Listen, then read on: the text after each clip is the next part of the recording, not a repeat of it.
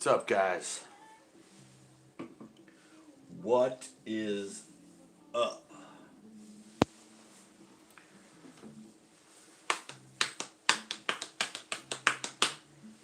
I forgot to tell you guys. Oh, it blinked me already.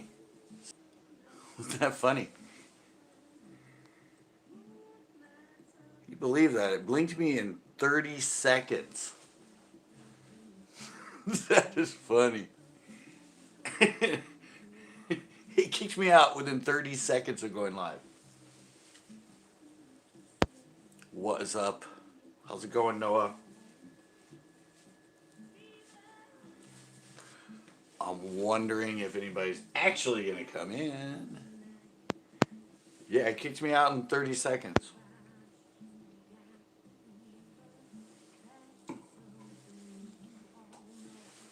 That's a pretty quick kick out, let me tell you. But what I was about to say is,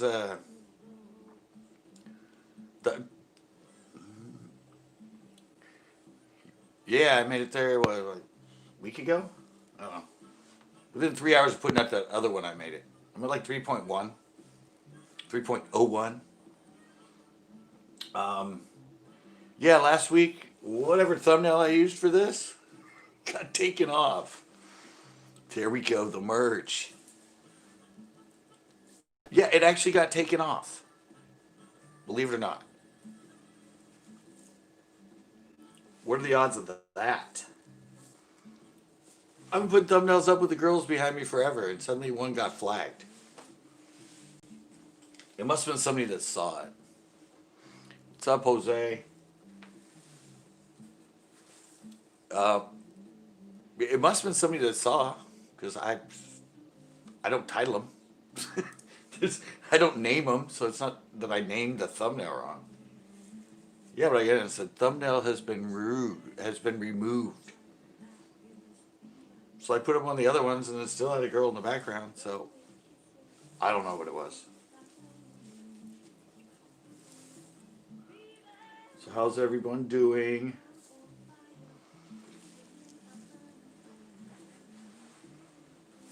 Hopefully everybody's doing all right. As you can tell, I am going to be doing, by the title, at some point tonight, the winner of the 3K, the winner of the stuff, and what they've actually won, what they haven't won. So that's coming up in a bit. At some pointio.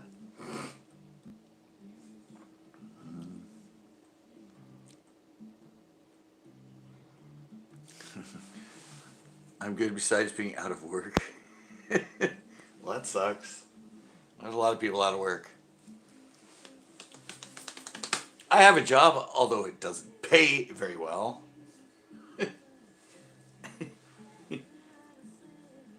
I get my like $100 a month if I'm lucky. Hoping to keep going further and further.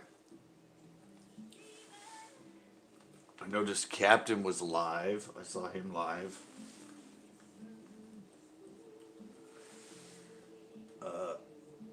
He's just...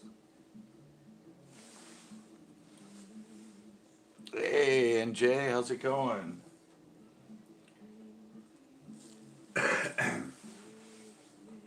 Yeah, I said I saw Capitan. Mr. Not a Clue was live. He had like 9 people in, 10 people. Doing his fun, How the Luck one. What? How the Luck one? The heck is that?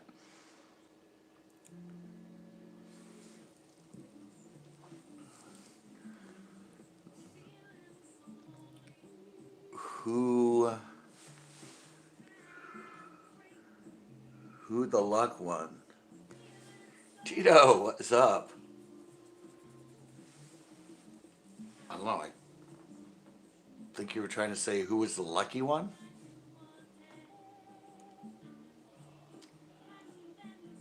Did you get the boat, Tito? Did you get my email?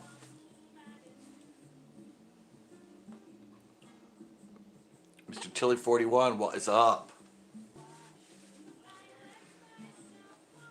Yeah, I saw that boat.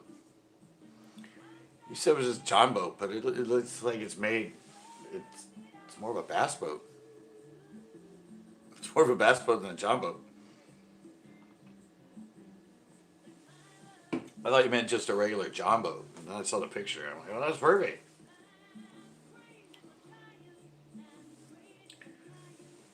It's got the decks and everything. It's all set up. It's got the dual trolling motors, doesn't it? Doesn't it have foot control in the front? And then the regular one in the back? I think that's the way I saw it. I'm gonna miss this reel. This great reel that I never really used. It's a little scratched, but yeah. It is from like 2002. No, I think it's like 2010. It's like 10 years old.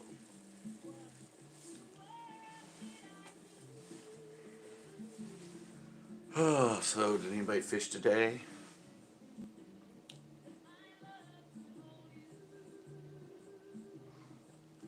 Oh, you sent another picture of a different one?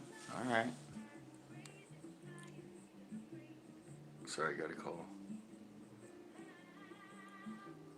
Photo of a monarch for same price. All right, I'll look at it. That one didn't look bad. Going south.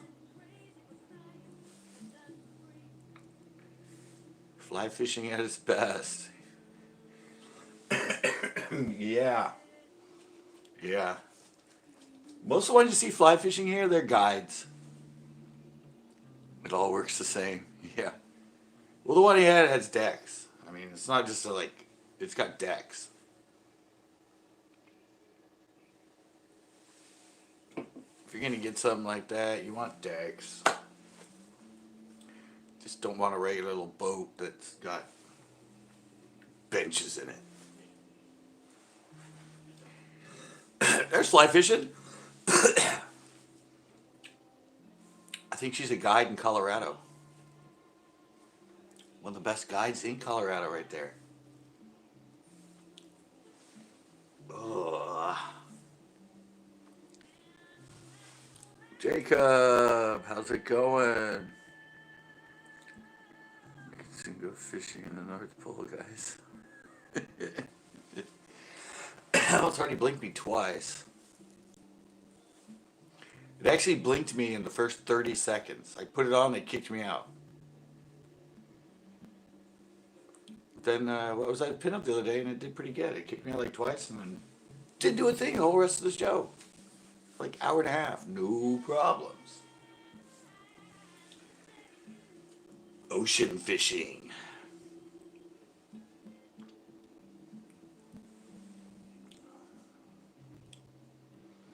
Would San Luis got a little one? I haven't even really thought about fishing. I was finished editing the 40 question one. And I finished editing the blog I did last Sunday at Coyote Creek Lakes. So I got tomorrow's video done. I got Friday's video done. I just got to do the little throwback Thursday, a little video. That's pretty easy because I just got to film the intro and then find one of my old school ones.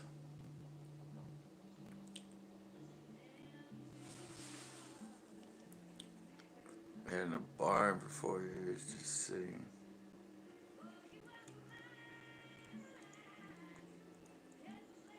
It works and all, so I really want to travel. No, I never got a bite on Sunday. Just like my last 2 lives I did at Pinot. Nothing, nothing, nothing. I think the live before that, 1 fish. So, 3 weeks, 3 times going live at Pinot without a bite.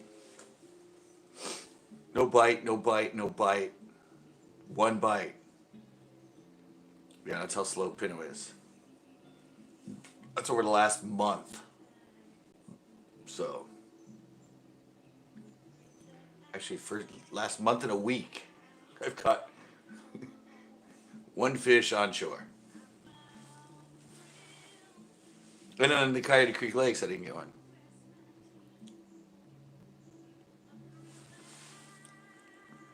Oh, the owner from the tackle box here in Salinas is selling me that red one, though. That red one looks cool. Looks nice. Just looks like a little bass boat. I thought you were just talking like a John boat like I had. Like, no decks, just benches.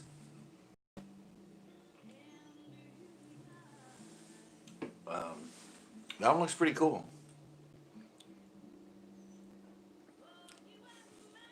There ain't nothing on the screen that's new.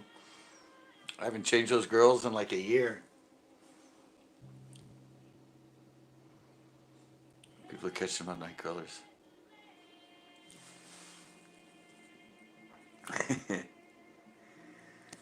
I don't know. Grandpa's been there. Grandpa was there the last 2 times I went. He didn't catch anything on night crawlers. They look different. You just haven't seen the whole cycle in a while. I think it takes like 20 minutes, 15 minutes, something like that for it to go through the whole cycle. 10 minutes, something like that. Yeah, I know. Grandpa's been fishing night crawlers. He hasn't been getting anything. They look different. No, I can't buy anything. Wait.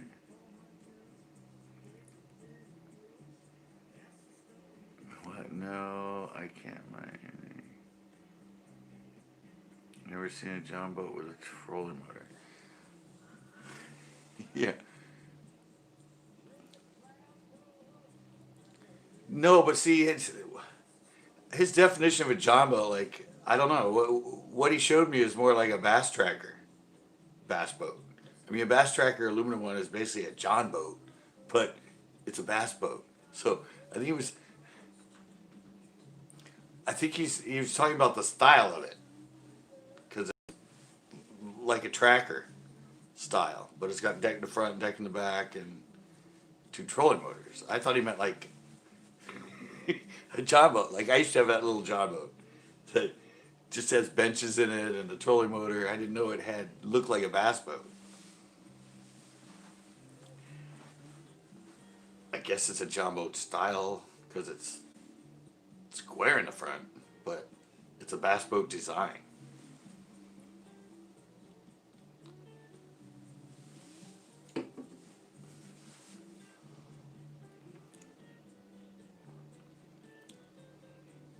In between, you know.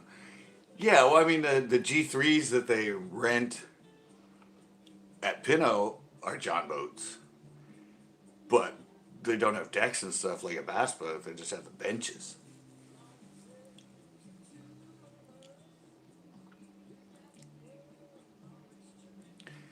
Yeah, it's built nice with the decks. That's what I said. It's a low, isn't it? I think is it a low? I didn't see it. It's a red boat now. I think it's a low. I mean, it's done nice. The decks are done nice.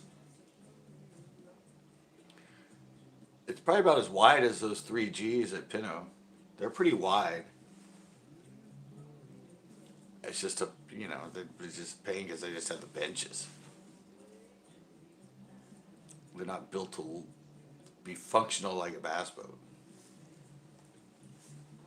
And it has the foot control in the front. I don't know what brand it is. His buddy painted it too. Oh, his buddy painted it. Looks good. Looks wide enough that it'll be stable. It might be a 3G.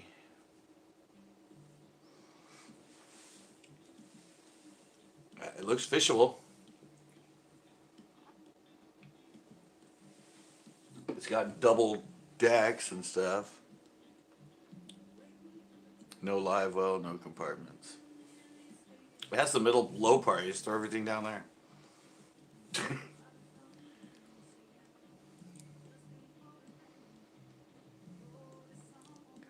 Yeah, that's what I said.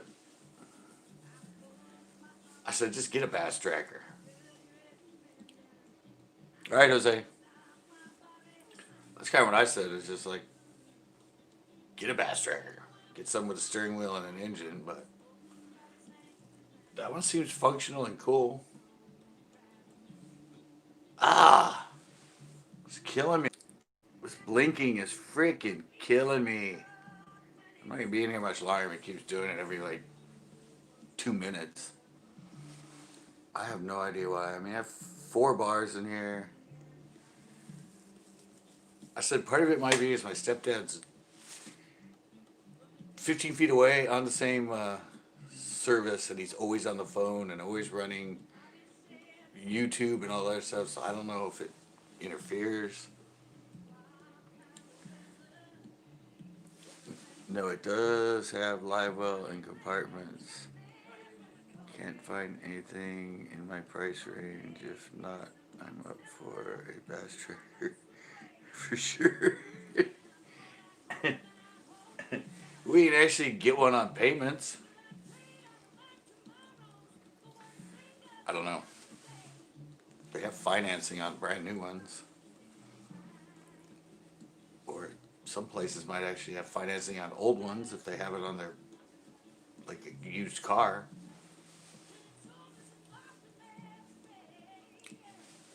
I don't know.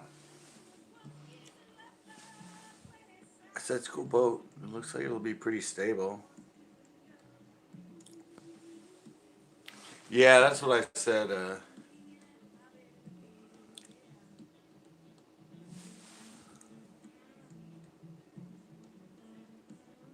Oh yeah, the old champions. That's what I said. Once I started, I had my own bass boat and I sold that. Then I started doing the FLWs and I was always on like usually a really nice Ranger and all that. And like I'm spoiled now. It's like I don't want to go back from that. If I ever get another boat, it's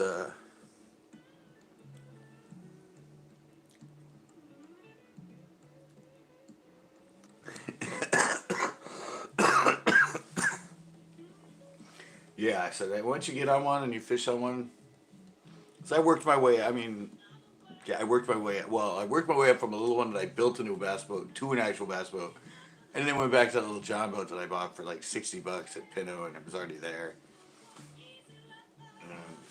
It, it worked, but once you have a bass boat, you don't want to go backwards. It's like you're too spoiled once you get to that point. You're like, oh, it's so nice on a deck. I saw some of my friend Luke.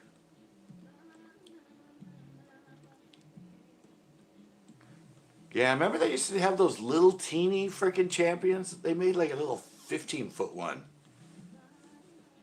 I don't remember what it was. I think it was like late 90s, early 2000s. They made like this like mini bass boat. And I swear it was only like 15 feet long. Kind of wide. But it was Champion that made those. They're really cool.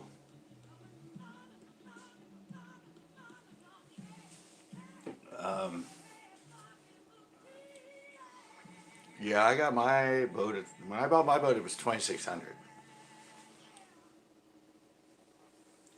I bought mine. It was a 19. This is in 2002, 2001. I bought it. I think 2001. It was 2,600. I got it for 2,400. 16-foot fiberglass Terry. 55 Evinrude on it. Had the original trolling motor, which did nothing. Even an old dual steel prop. So, yeah. I got rid of that thing and I jumped to I think 24-pound thrust.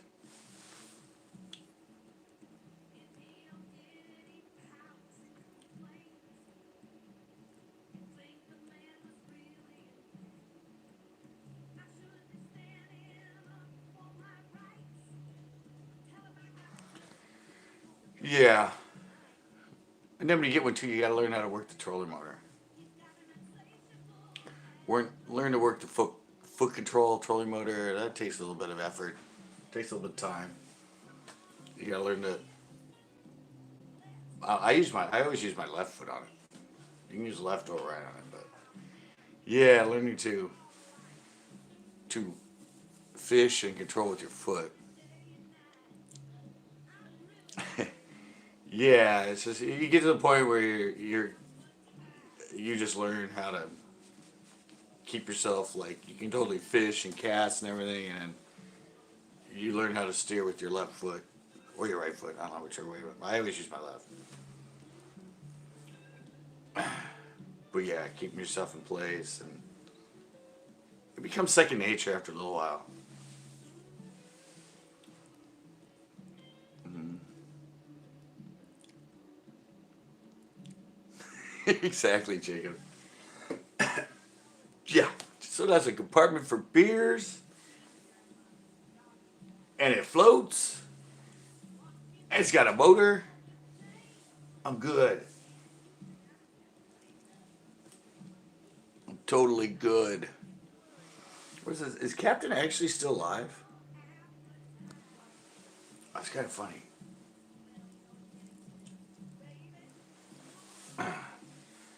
It's funny he hasn't even come in here. I told him I was doing the 3K giveaway live tonight, and he's still alive. He came in last night to my panel, but how's the light on now for there for? Yeah. Eventually, at some point, by the end of it, I will like say who won. I will eventually announce the winner of the 3K and what they're winning. Um, I don't know. I mean, Captain had the problem that he did the draw like 3 times. The first 2 winners didn't even get a hold of him. I've only had it happen once. I've only had it happen once, I think, where I did a giveaway and left a comment on the comment for the person, and they never got back a hold of me, and I had to do a second drawing. Ooh, 86, Jesus. I was only 24 on my boat. I couldn't afford more than that at the time. It was like $400 just for that 24-pound thrust. You ready for? I don't hunt.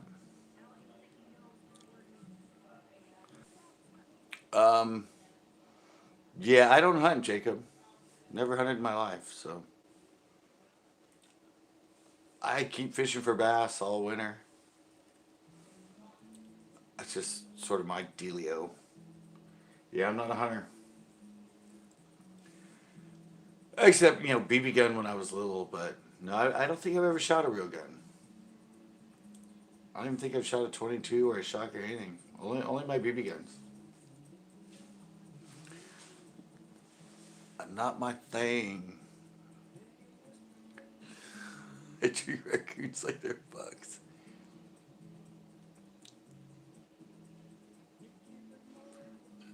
If it needs a registration fee. I don't know.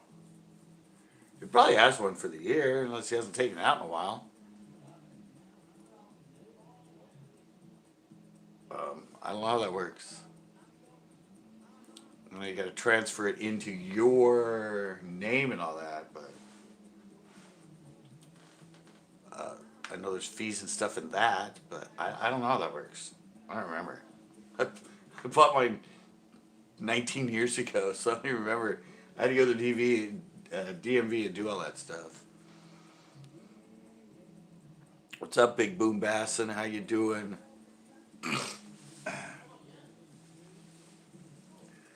Just hanging out right now. Having an issue being in here as it keeps blinking me. I don't really like getting blinked this much. This thing actually blinked me within 30 seconds.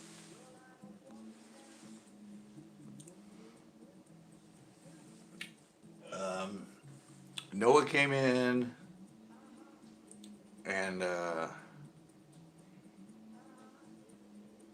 yeah, he came in and I blinked. It was like less than 30 seconds. It was pretty funny. I'm like, what the hell is going on? Basically, I just went live and it kicked me out.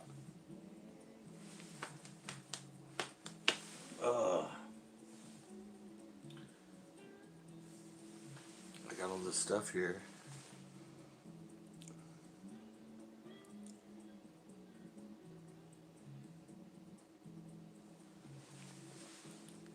Well, yeah, I hear, but fuck it up. I'm buying it anyways. Just was wondering so I can test it. Well, if it's already got the tag. Hey, see what's Leminski? I'll just say G. What up, G? C. Sorry. What's up, C? Just so it's got tags and it's registered for this year, you're good. You can just say I just bought it. I'm testing it. That's all you gotta do. Just so it's got a registered license on the trailer. No. No, I didn't fish today. I only fish that lake Saturday or Sunday, if I do. It's so bad right now, it's not even worth being there. It's not worth it from shore right now. Plus they close at 5. It's kind of like 5 is usually when I start fishing, when I go from shore. I hate having to go there at like 2, fishing from 3 to 5 and then leave.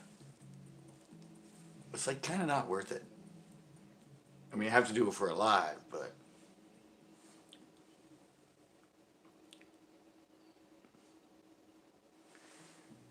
oh, it's like because they close at 5. It's like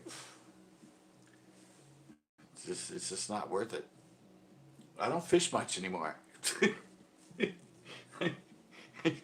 I'll be honest, I just don't fish much anymore. I'm taking some time off. Once, twice a week, once a week. That's kind of my schedule these days.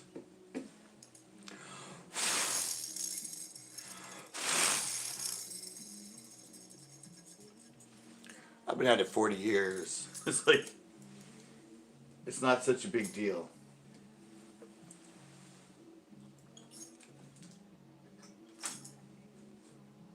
I gotta figure out what I gotta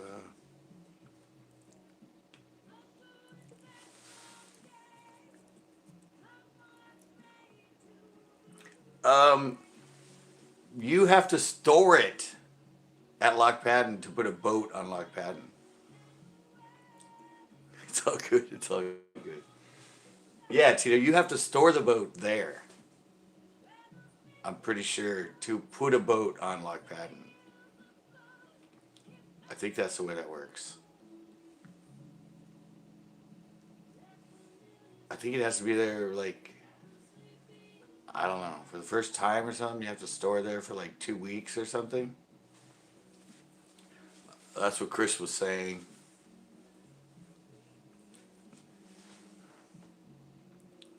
Lewis, how's it going?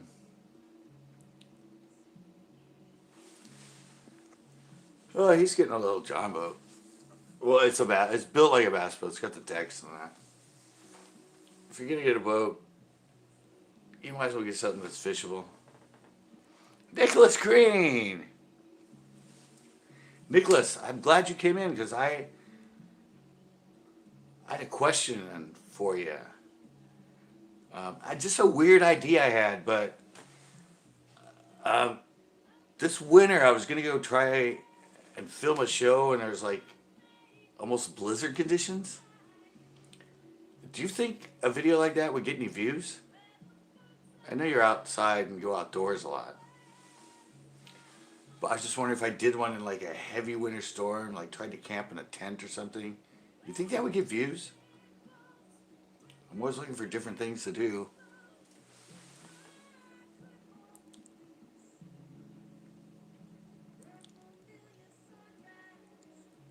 No worries, no worries.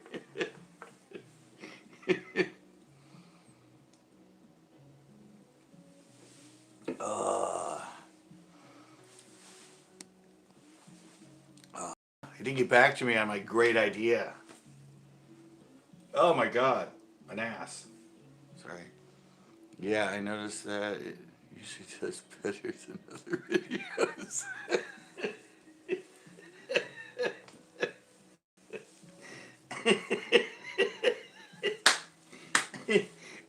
I was joking with a guy. I think I saw that video when you put it up originally. How old is that? Isn't it like 2 years ago or something? Yeah, I had no idea. I looked at it and I'm like, 13 million views? I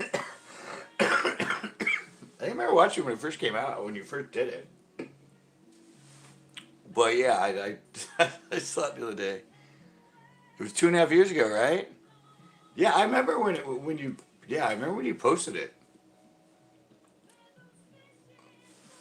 But Sea Swirl, never even heard of Sea Swirl. Yeah, I remember when you posted it. I remember watching it. I'm pretty sure. But yeah, it did. I don't know. It came up on one of my searches or something. I looked at it. I went, what the hell? It's a really nice. Yeah, I didn't realize that thing got 13 million views. I was like, holy shit. That's what blew him up.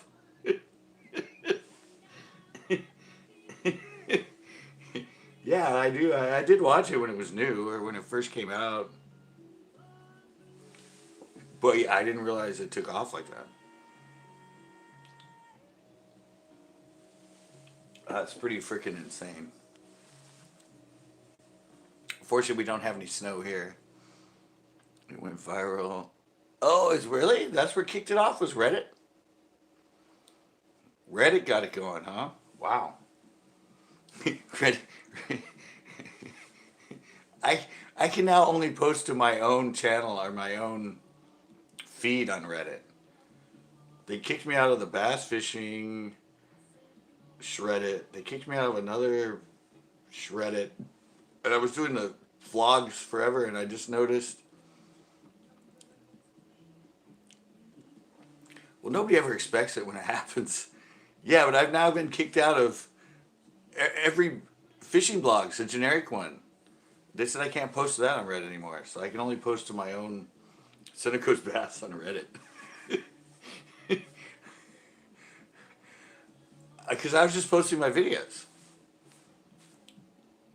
And I don't know, the bass fishing, and another one was, I don't know, it was two of them that had moderators in that, and they kicked me out right away. Because they called it self-promotion. Wow.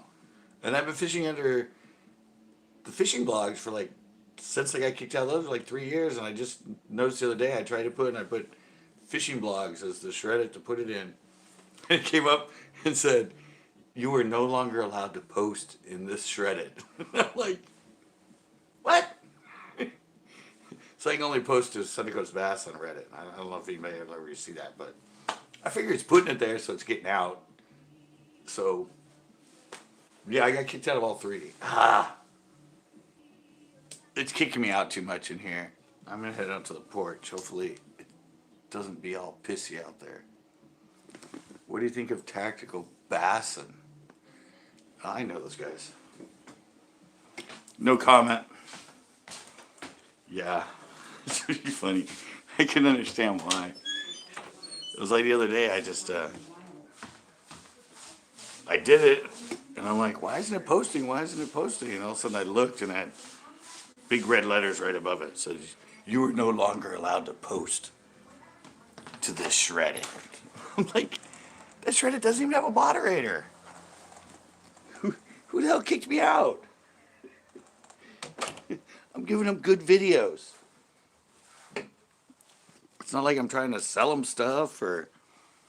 All right, let's see if this thing tracks better out here. Yeah.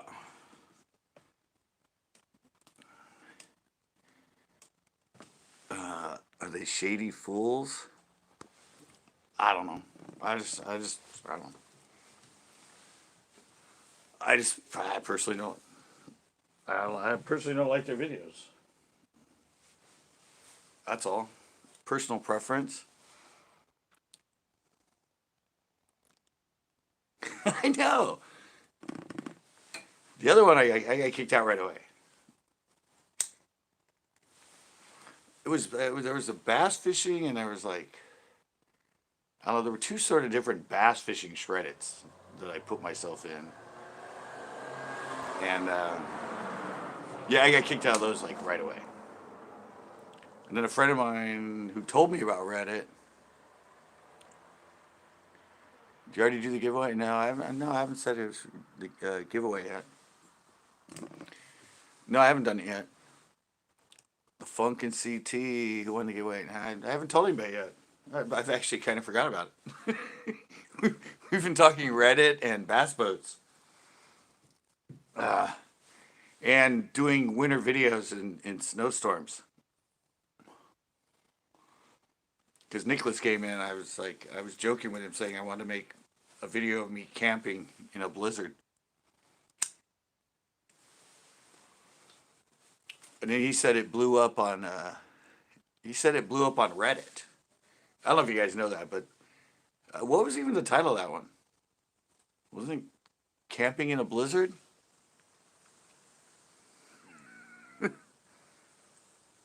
Not yet. Hey, Ozzy. Yeah, I kind of did. We've been talking. No, I didn't realize, like I said, I watched that video like 2.5 years ago when it was new. I didn't realize it had 13 million views.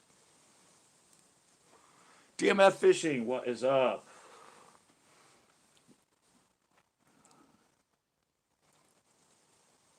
Solo camping alone, 70 subscribers special.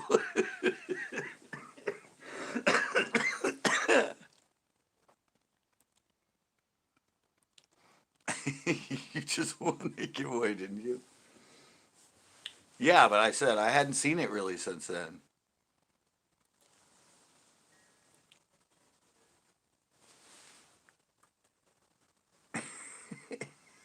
Doing the drawing later tonight. Yeah, it's in there. I don't even remember where I put the piece of paper. It's in there now. It's in there. I did the random drawing. There were 90 people that entered.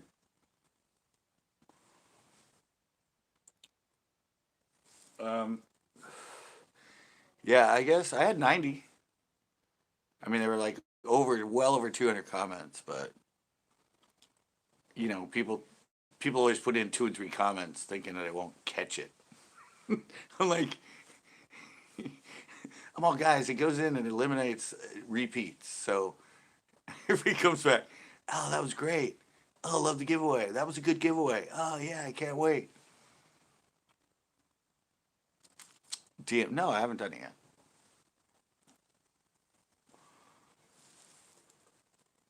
No, it'll happen at some point during the feed, but we got into a really good conversation about stuff. We were talking about Tito's new boat. And then Nicholas came in and we started talking about videos. But Reddit, yeah, well, I could see it. Reddit's like the front page of the internet. But I didn't know that's where it took off. He said it took off on Reddit. Wow. And then I started talking about the fact that I've now got kicked out of every Shreddit in Reddit. Every Shreddit in Reddit. Didn't realize that rhymed. Everyone is so excited. Yeah, everyone's so excited. It took majority of the people 40 minutes to come in. They rushed right in here for that giveaway.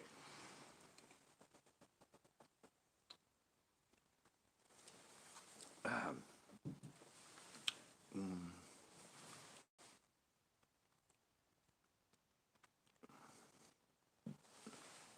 Solo camping in a blizzard. Yeah. I'm in California though. It's kind of hard to find a blizzard here.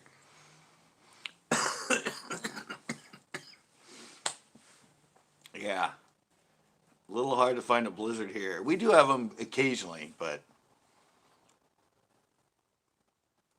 yeah, I don't know if Nicholas is still in here, but I was shocked when I saw that. I had no idea.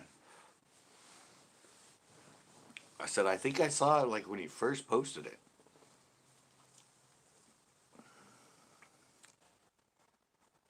Direct effects in Alaska. I know. You can never chase a viral video though. They just happen. I mean, unless you're Mr. Beast. Every video he uploads gets 13, 14 million, 50 million. It just happens. Like even Nicholas said that he didn't expect it to do anything, and boom.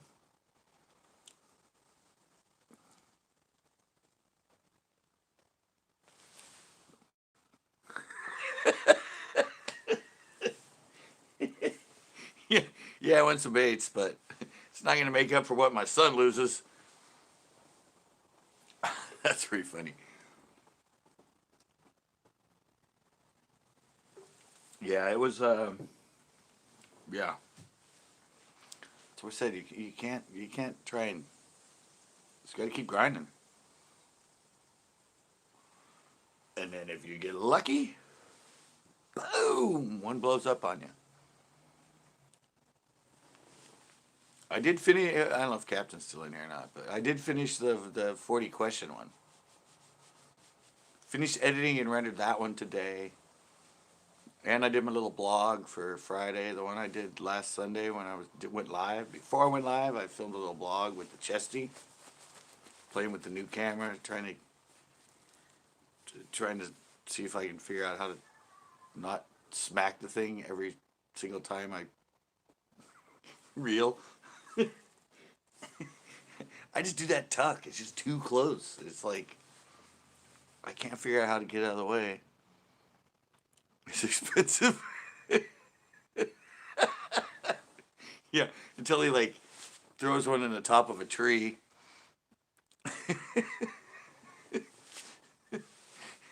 It's like, I know it's a top water, but how the hell am I gonna get out of the top of that tree?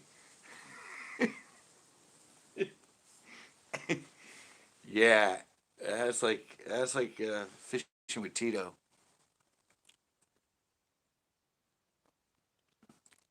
How long does it take? Don't ask me. I've had it 14 years and I'm nowhere near. I almost took my eye out the other day. Yep. Hey, when I was younger, I stuck my dad in his ear, I think. Too excited. They just stalked and I had a spinner on the trout. I could see him and I went, thanks, Noah. I went, whoosh, my dad goes, ow! Here's this new earring that I gave him. little little Mep spinner hanging from his ear. Oops. I'm all sorry. Look at all those trout. I was excited. Could have waited for you to get out of the way, but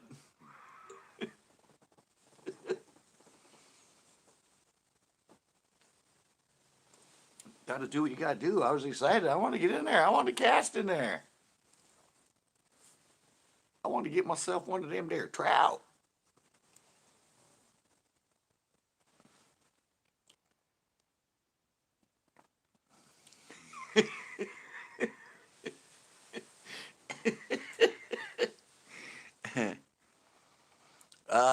No. I don't know. I didn't get out of here until it was already after dark. I mean, I just came out here like 5 minutes ago or something. It was just blinking me too much in there. No, I didn't see him the other night when I was out here either. Last night during the panels and that, he never came by. I was out here before dark, but he didn't come by.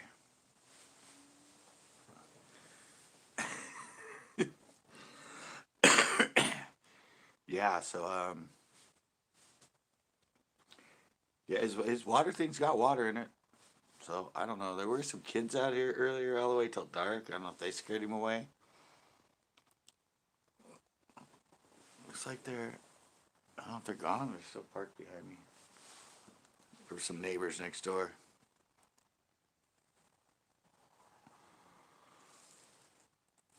Ugh. So what happened? Everybody, what happened to Captain? He came in for a sec. Is he still alive? Was he just checking up?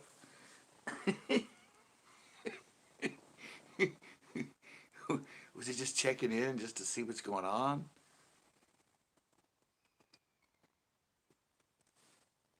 I think I heard a firework. Mac just left the chat. Yeah, I haven't seen him. Long trip from Connecticut. San Diego. I like South. Guess if we want to go for fish. I mean, there's a lot of bass lakes down there. Dixon, where Dottie was caught, the 25-pounder. Tommy, what is up?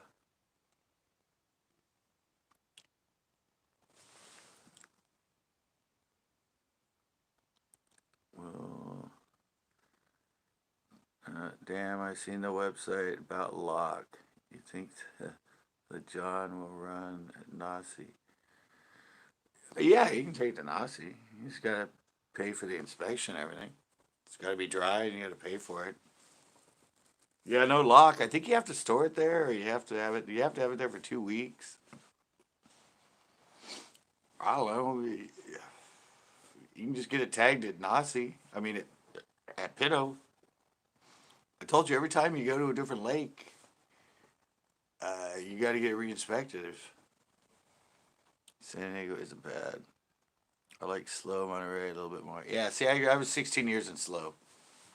Slow's a good place because you have Lopez, Margarita, Nasi, San Antonio, and Kachuma are all within, well, Lopez and Santa Margarita were like 20 minutes from Slow. About 40 minutes to Nasi and San Antonio, and then about an hour, hour and a half to Kachuma. So you got 5 good lakes right there. You can catch smallies and largies in Lopez. You got spots at Nasi. You got good smallies at San Antonio. Kachuma, you can get good smallies and largemouth.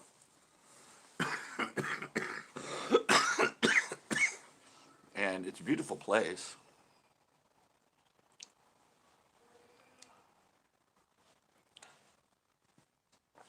Yeah. I know, but it just keeps blinking me in there. Hey, Jay, what is going on?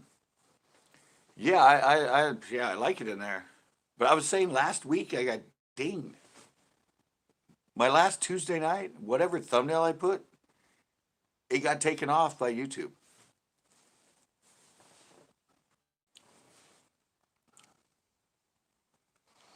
Yeah, I said my thumbnail got taken off.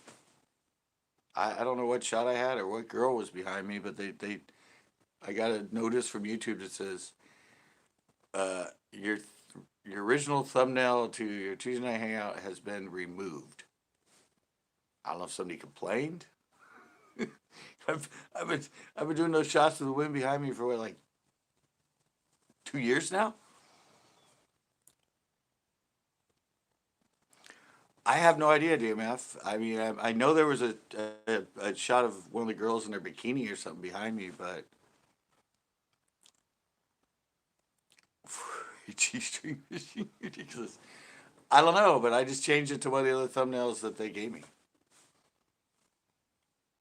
I don't title them. That's just one that I do generically through YouTube. So somebody had to have flagged it.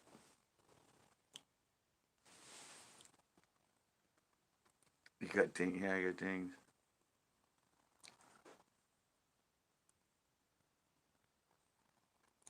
Hey, did you? I don't know. I don't really have a time. Not a clue. Hey guys, look.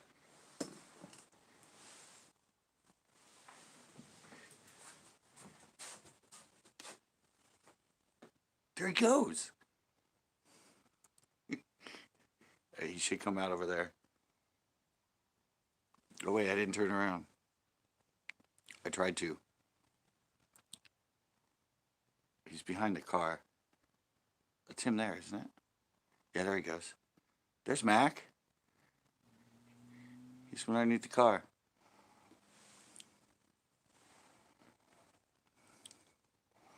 Sorry. I had to jump up and get I had to jump up and get back on track. We were just talking about him. He was the star of the show. The drawing will be for the giveaway. I already know the I already know the winner. Not a clue. Mac the Rack. Yeah, he came by. He needs more beer. Yeah, I know. I wasn't. It's late for him. He usually comes by right before dark. But yeah, he came by. He done came by.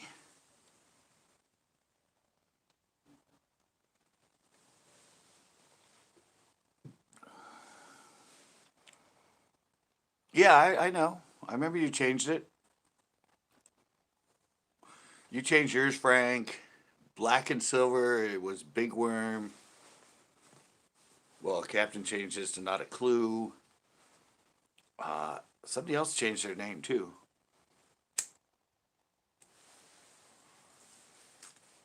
I forget exactly who it was. There's somebody else on here that comes on a lot. Yeah, I think Silver and Black used to be Big Worm.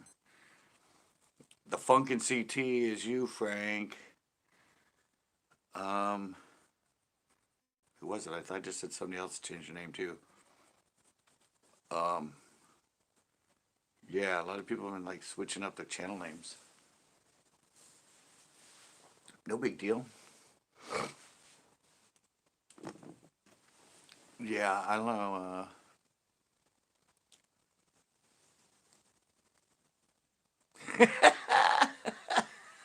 Nice. I like that. That's a good dodge right there. That's good. I like it.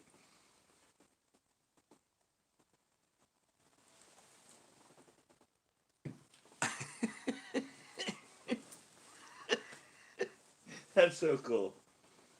Yeah, I just changed it so they wouldn't know I was online. I work from home. They're like, yeah, boss, I just saw Frank show up during his work time. He's supposed to be we're supposed to be working at home until 5. And I just saw him online at 3:30.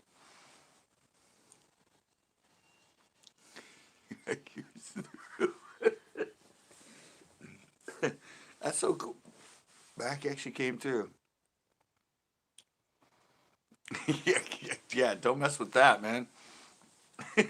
Definitely stay a little incognito on that one.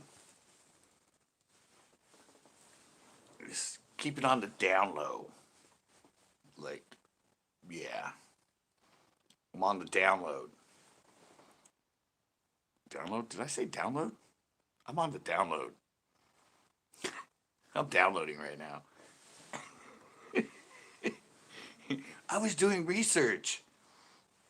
That's why you saw me online. I was doing research. You were on somebody's live, some fishing channel? Uh, oh, yeah.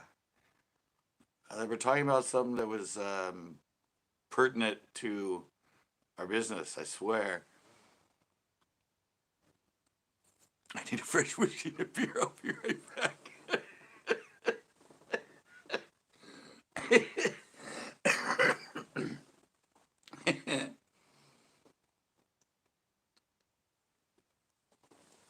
Gotta get your priorities right, man. It's after work hours. You're allowed to be online. Live it up. Done, live it up.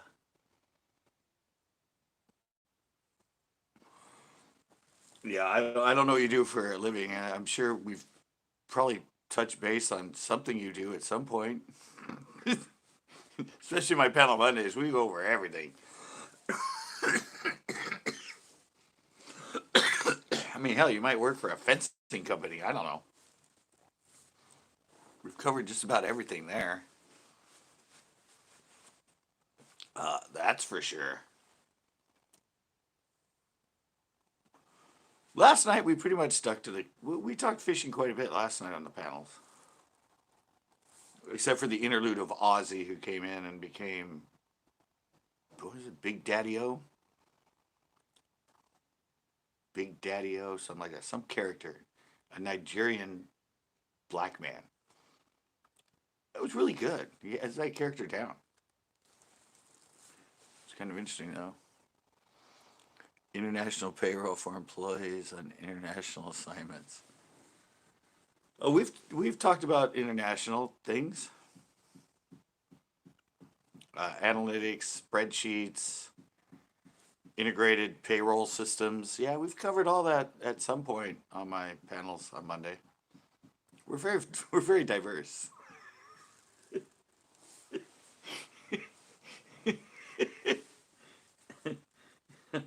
Yeah, we've covered it. Alrighty. That's funny. Yeah, his boat looks. Staying on winner's gonna win. Pretty much everything. Actually, everything but the. I'm keeping the GoPro now, just because I started working with the chest scene now, and I have a lot of ideas, and I kind of need two cameras for it. And the fishing pole, just because it would have to be shipped separate, and it's kind of expensive. But there's the reel, the swim baits, CCB baits, the shirt.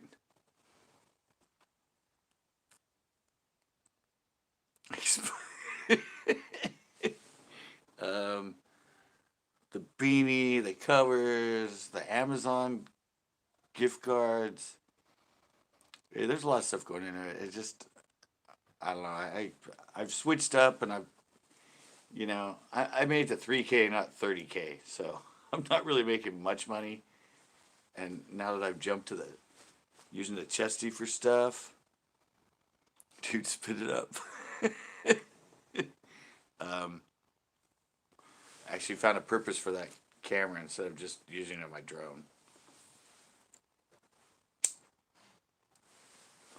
But it's still like, $300 worth of stuff, probably, with all those big swim baits. And there's like 7 or 8 of those big swim baits I have. The line throughs. And some, evidently, according to Ash, who gave them to me, a lot of them were prototypes or early ones that you didn't want to fish them, but you could probably sell them on eBay because they're. He's very into buying either custom colors or that stuff. He's one of those expensive guys. I found those. Yeah, I need to. Yeah, I need to put a new tip on that friggin' um, tourney special because uh, that Abu Garcia one is just too whippy. We all want a piece of the pie. Yeah, yeah.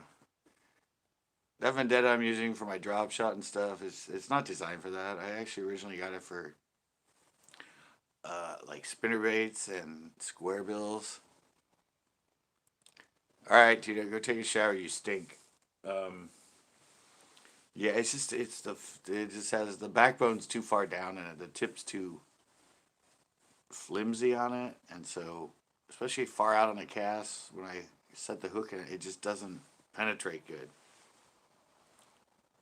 But since I broke the tip off that tourney special, it was the only thing I had to go to. So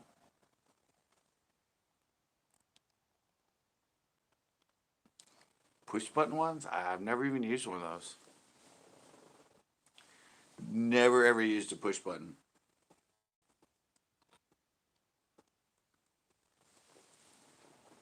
Trying to get one for your son, maybe. Yeah, never used one. Um, they have issues. I think I don't know. They have issues with line pickup and tangling, as far as all the cheaper ones I knew of. Um, yeah, not really going to recommend something if I have no idea about it. So sorry, Funky Frank.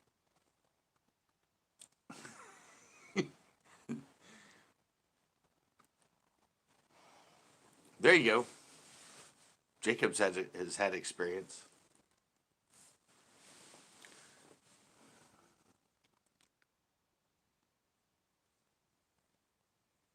No backlash. No, go with a friggin' baitcaster, dude. Learn a baitcaster. Those things, as far as I know, they have issues. I've just never known when to. Yeah, the push button ones, right? With the ones with the cone on them, all enclosed. Yeah, no, never. I don't even have a spinning reel. I'm like straight baitcaster. Well, I have the one. I have the one spinning reel, the one I use when I try to catch Big Bertha, the $15 combo. But just never been a spinning reel guy. Started learning baitcasters in like 1980. Yeah, 1980, 81. That's what all the bass fishermen had. I had to have those.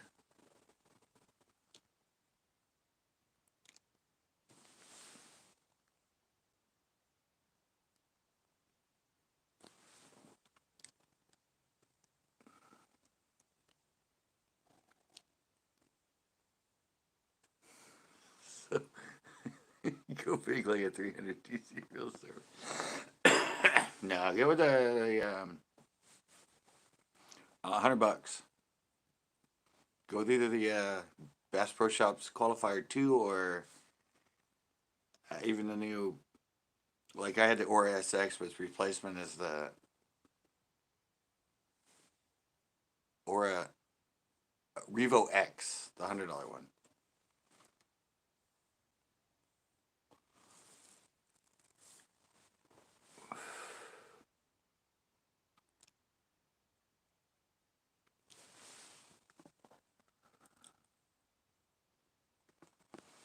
Yeah, I don't. I'm not a fan of lures. I've never. I don't know. I've never fished one, but I know they have like a. I know they have a lose. They have $130 lose or $115 lose, and it's graphite frame. I'm like, dude, who's trying to sell you a graphite frame for that much money? No, I've never. Yeah, I've never been a fan of lose. Bass Pro Shops or Abu Garcia have been my best reels I've ever had.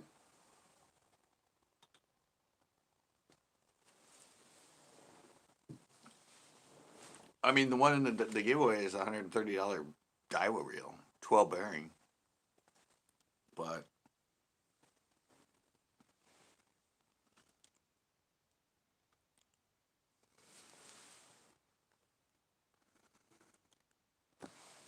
for decaying at rust.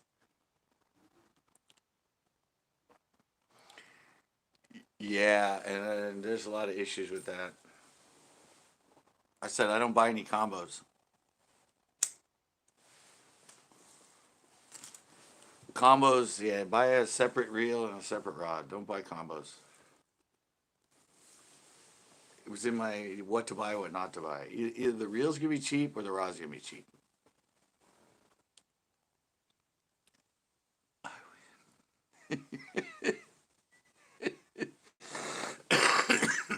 Yeah, I don't think. Well, if you look at that one that I told you not to buy, the Black Max Abu Garcia. Anyway, I love them. I have their rods and their reels. Three of them all broke within the same time. They're pieces of crap. If you go into catalog, they're always bestseller, bestseller, bestseller. See so many reviews on the Black Max, and I have people review them within 6, 7, 8 months. They're like, "Yeah, guys, remember I did the review on this reel? I'm actually having some second thoughts about it because I actually started fishing more and catching fish on it and using it more, and they realized they break." And I love Abu Garcia. Like I said, I have those two Ora SXs. And I'm getting ready to do a video on them.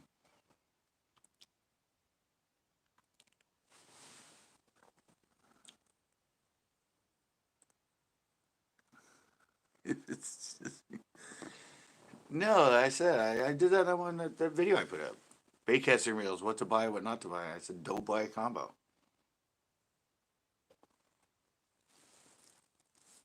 It's just a way to. It's just marketing. It's just a way to get them out the door. And they're all color matched and they look cool. I don't. I always say the bass don't effing care what that you're wearing. You got such a match combo and it's all looks all cool and that. If you're one of those people, you're probably not a really good fisherman. You're just in it for the looks.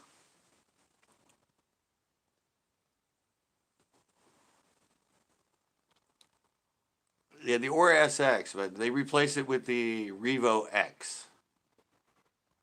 It's their it's their introductory aluminum frame. I think it's like 7 bearing. The ones I fish on my shows are the version before it. They switch it from the Aura SX to the Revo X, and then they have the Revo SX, which is like the one that Tito got in the combo. That's like one. How much is it? I think it's like 139.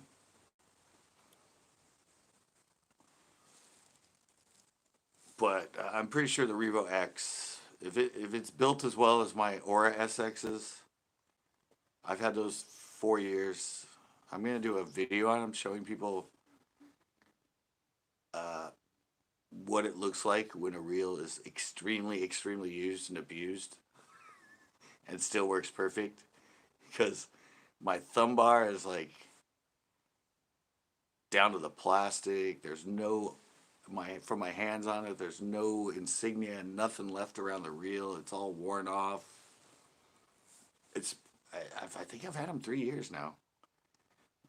They've probably done 5,000 casts. Probably caught each well over 100, 200 fish, and they still work fine. There's no issue with them. Compared to the Silver Max that I put the same, or the Black Max I put the same buse on, and all three of them that I owned broke within 6 months. It's a graphite frame.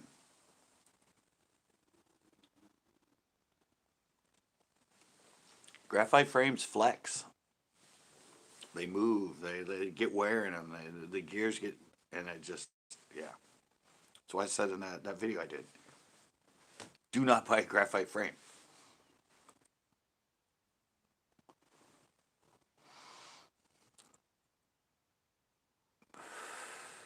Yeah, if you can find a used one, if you can still find one, they're not that old. I'm sure somebody still has them.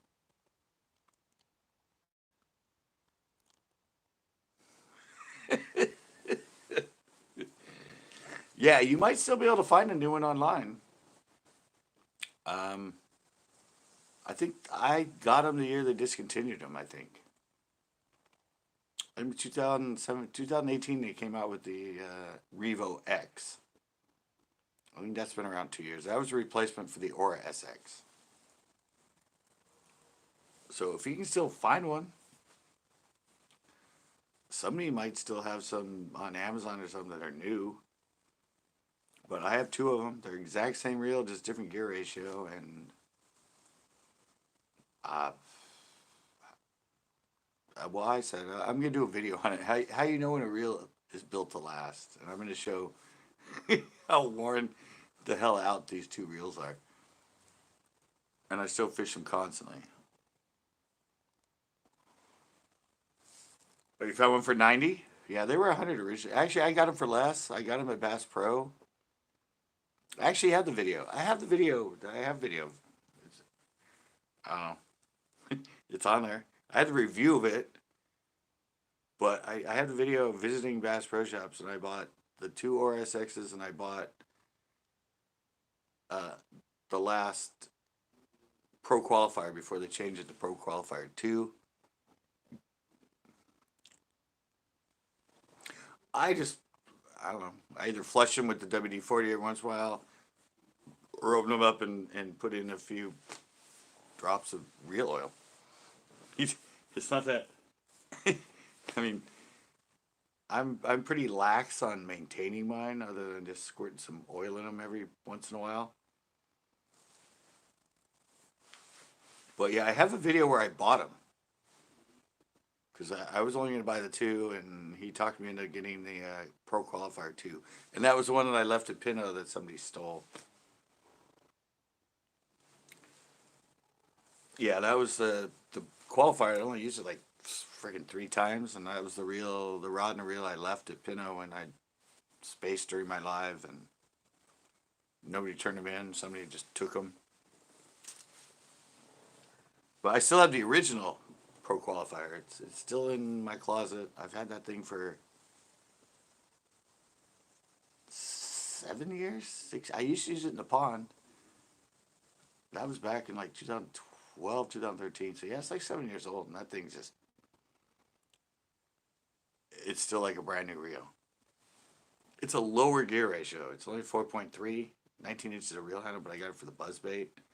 But that thing is so clean still, and I've never even oiled it.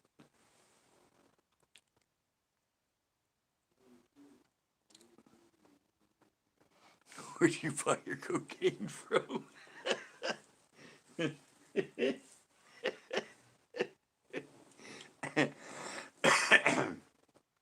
No, that's just a character I become when I do stuff. I started rewatching Punked on MTV. Ashton Kutcher and his intros and everything, and his just kind of his energy when he does it. And that was originally my idea when I started my tips and tricks and that with the 2 camera angles. Hey, Tex Max, how's it going? Yeah, no, that's just I don't know. I'm an old MTV guy. It's just quick energy, pumped up, being excited. Wait till you see my 40 question one I do tomorrow.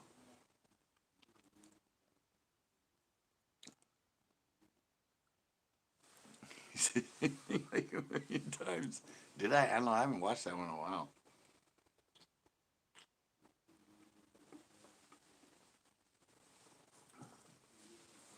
I haven't watched the actually original giveaway. Yeah, Max Headroom.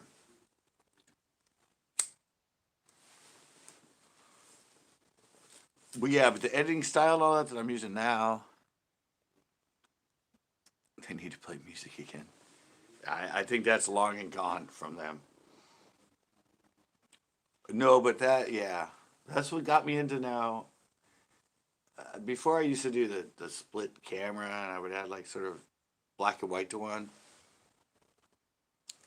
Um, but I got to do I'm gonna do a video. I don't know if it's probably gonna be unfortunately only a members only video because that's usually do where I do my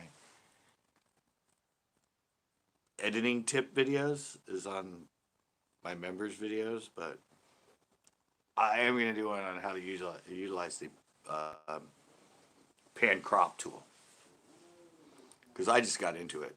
I mean, I've used it, but I'm just like obsessed with it now.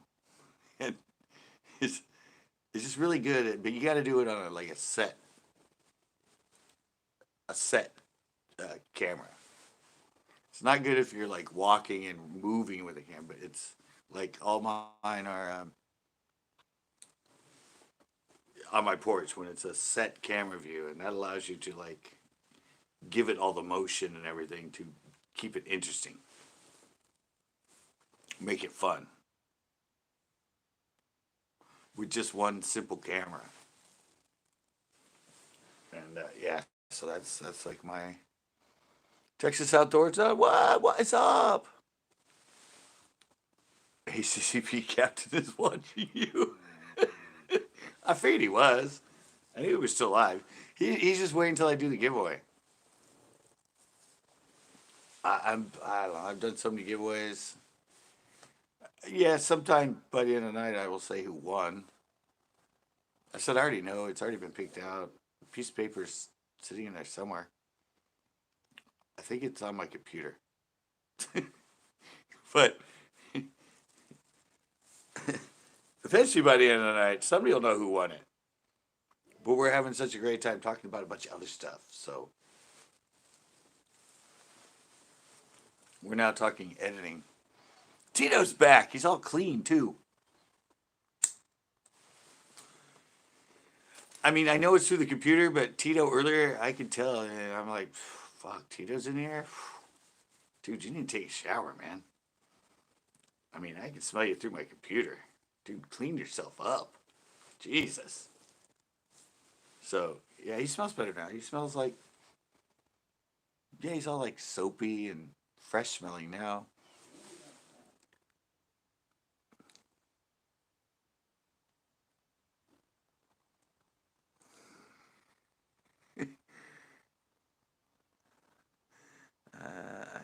I'm trying to learn Old Spice. Yeah, that's what I thought. It was like, it's very, yeah, it's very, isn't that the old Old Spice whistle?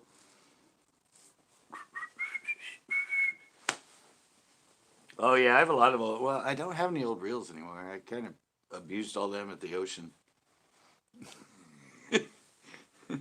I had a whole bunch of old reels, but I used all of them when I started fishing at the pier, and I didn't rinse them, and I destroyed all of them. Learning though, YouTube.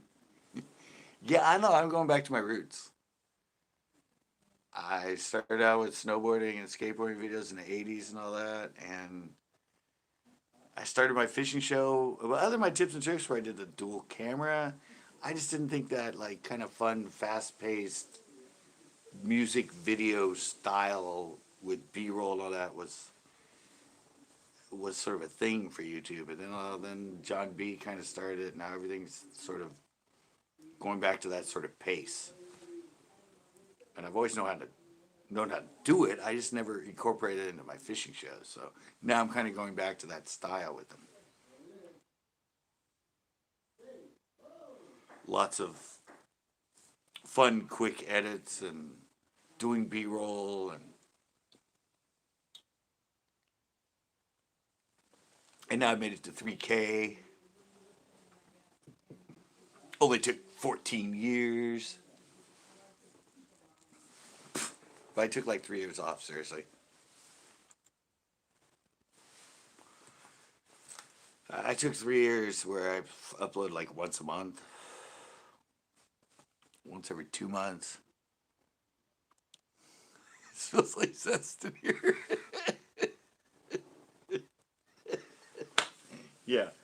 Yeah, he's pretty rank when he came in here, but he's freshened up for us. That's nice.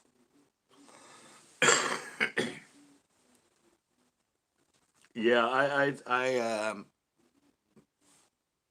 don't know. I think the one I'm going to put up tomorrow, the 40 question one. Uh, I don't know. Well, it didn't really. I don't know. It didn't take me that long to do, but it was sort of a scripted show. I'm really good with scripted shows, like my tips and tricks biology bites. It's just when I'm filming a show,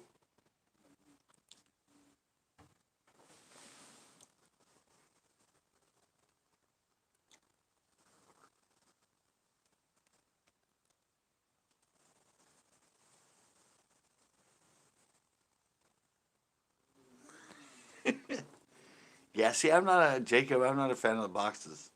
I did a video about that. I don't think it helps you. I mean, it's nice for somebody that's starting, like his son. But yeah, no, uh, it's a hype. It's my personal opinion. It's getting rid of stuff that's not selling. It's a way to clean the shelves from shit that ain't selling. I've been in the industry a long time. I've known the industry a long time, and I had my own clothing, so yeah, I kind of know how this stuff works. And every time I watch those unboxings and what they give you to fish, um, I'm like, really?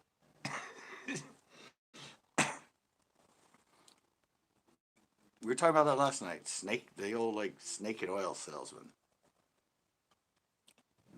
Uh, we need to get this stuff out. Exactly, Chex Specs. That's what I said. They hype it up like it's the best thing for you. Ooh, it's set up. It's set up for your area and your time of year and this and that. I'm looking at what they give you and I'm like, yeah. If you follow what YouTubers tell you to use,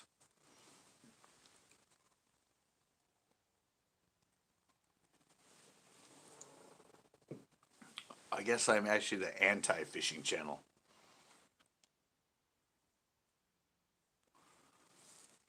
It's kind of why nobody like. What's the fastest good fox? Catch bait, fish tiny, and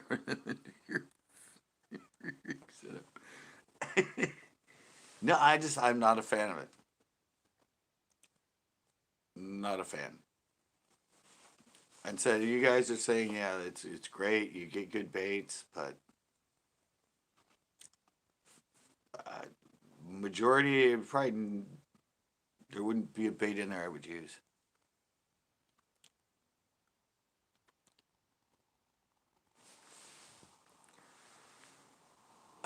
Yeah, I don't know. I'm not a fan of having somebody else pick out my baits.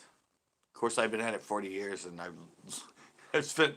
I'm very particular at baits I use and what I know catches bass. But it's been through extreme trial and error of me as a fisherman, uh,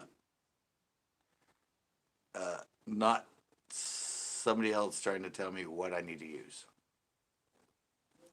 Everything I use is something that I've spent a lot of time using and using and using and experimenting with it, and getting the colors down. And right now, it's all. Sorry, I'm jumping all over, but Funky Frank, yeah. Just because of my condition, my arm, my wrists, and that, I'm much more the soft plastics, the jigs, the slower stuff. Just because I can't handle what I used to do with activates and how fast I used to fish them. Which is another thing is people fish a lot of stuff way too slow. But it just hurts now. I'm 53 and it's just years and years of abuse. 6 cent sack.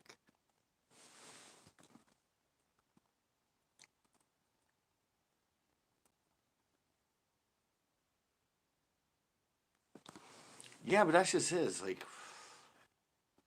I don't understand people wanting to buy cheap stuff. I mean, there's there's good quality stuff that's not like a Mega Bass or a Lucky Strike or I mean, I use Bandit for cranks and that. Bandit, Rebel, uh, Smith with Row. I mean, there's a lot of stuff that's in the $5 to $6 range that are really good crankbaits and hard baits. Um, but pretty much that cheap stuff is cheap stuff. I mean, yeah, it might catch a fish or two, but the hooks are cheap. A lot of times they don't run online. Yeah, I said for somebody like his 5-year-old, yeah, buy those. Don't give me your expensive stuff. Give him that stuff. Let him learn with that.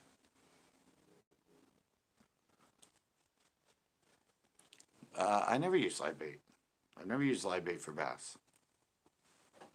All the way back to the 80s.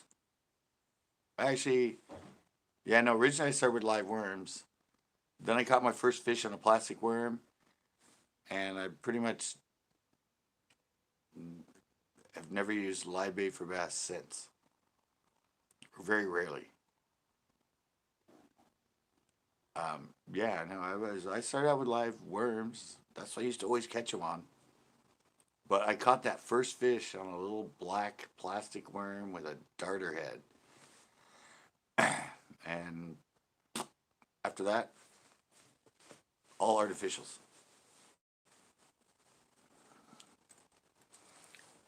No, no.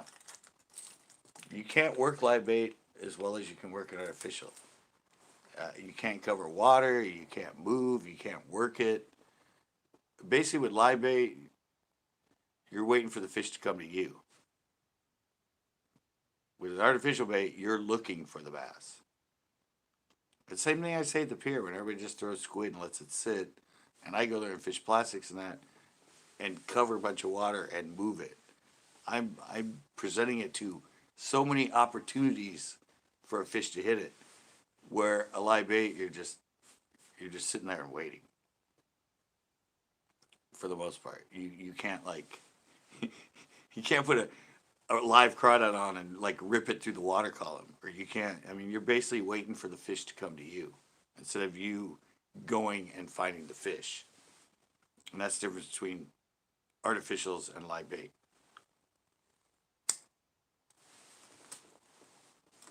in my opinion.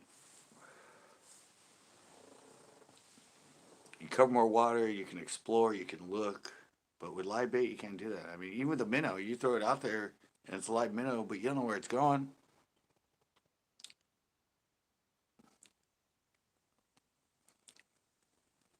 There's whiskey talking. Yeah, I mean, you can throw a live, but you can't like you you can throw a live minnow into a certain spot, but you don't know where the hell it's going to swim. It can take off and hide in a bush, and you're just sitting there like, something's going to get it. It's in there, and that thing is like tucked up in some sort of thing with your line like out of the way. You just don't have control with live bait unless you're on something that there's like a million bass there or a million whatever fish, and it's a hot bite. Like in the ocean, a lot of times when you're using like live anchovy or live mackerel or but you can still catch the crap out of them on artificials at the same time.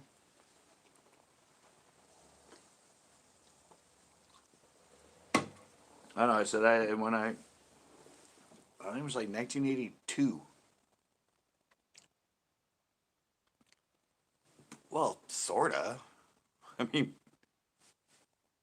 sure, you can put it on a bobber and kind of reel it and move it, but I just think casting and reeling, casting and reeling, casting and reeling.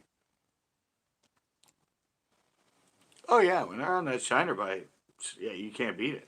But I said that's a specific situation.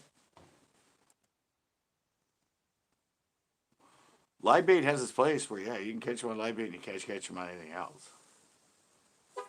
It's usually ultra clear water or it's just there's so much of that bait they're so targeted on that it's hard to change their mind. But I think overall over a year, uh, you definitely catch more on artificials than you catch on live bait, especially if you're in a boat.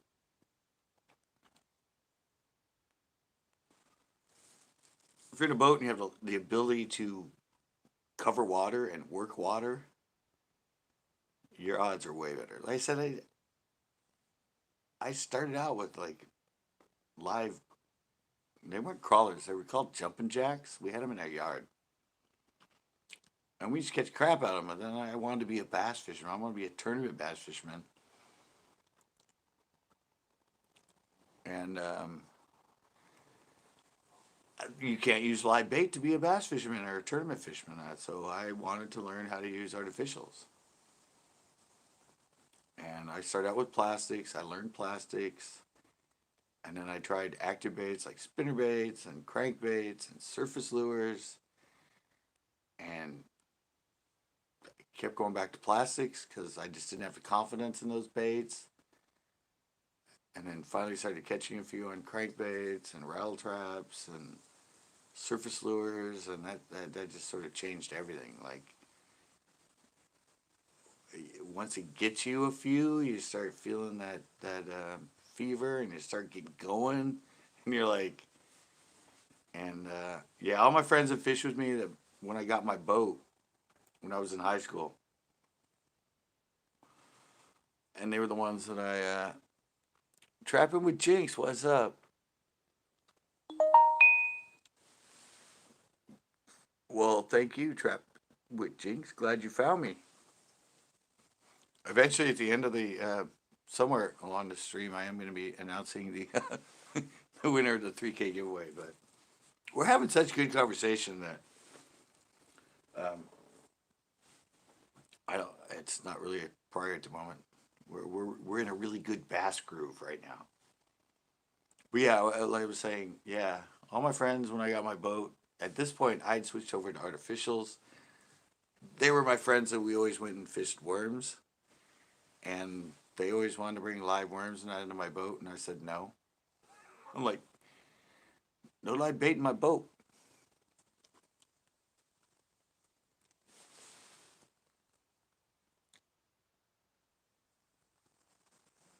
Yeah, yeah. My friend always wanted to bring. They always wanted to bring worms onto my boat, and I'm like, nope. I got plastic worms and stuff like that, and they're all like, they didn't know how to. I mean, they were used to just throwing them out and letting them sit. They didn't know how to move it. They didn't know how to fish it. Every time they hit a rock, they would set the hook because they thought it was a bite. Yeah, but that's what I said from like 1980, 1981, I think, when I caught the first one. Then 1983, I got my boat. And I've pretty much been artificial since.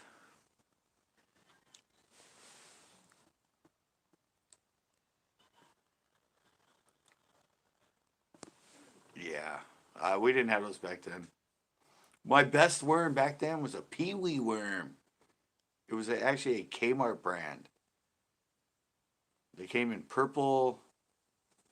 They came in grape, motor oil, like pumpkin. I don't know, black. But they were super soft, even softer than robo worms. They were just a straight worm with a paddle tail, and we used to just freaking the grape ones. Those are the ones I always use. But yeah, those things were just amazing. It's called a peewee worm, a Kmart brand.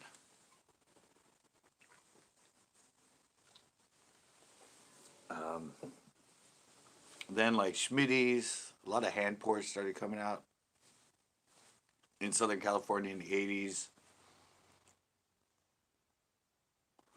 Um, the flat bottom, that's kind of where Robo Worm developed with the flat bottom and the hand pour effect.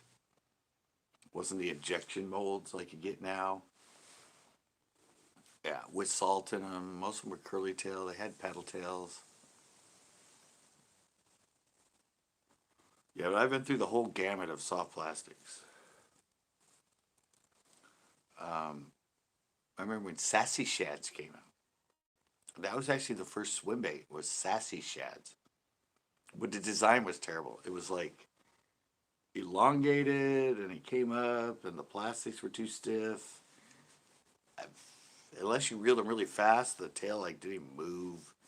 But that was actually the original, I think. It was a Mr. Twister. Sassy Shad. That was back in like mid late 80s. I think that was pretty much, I think, one of the original like paddle tail swim baits way back then. but the design was horrible. They looked, they would, because they were so flat and they wanted to look like a shad, so they had that like thin body and a tail.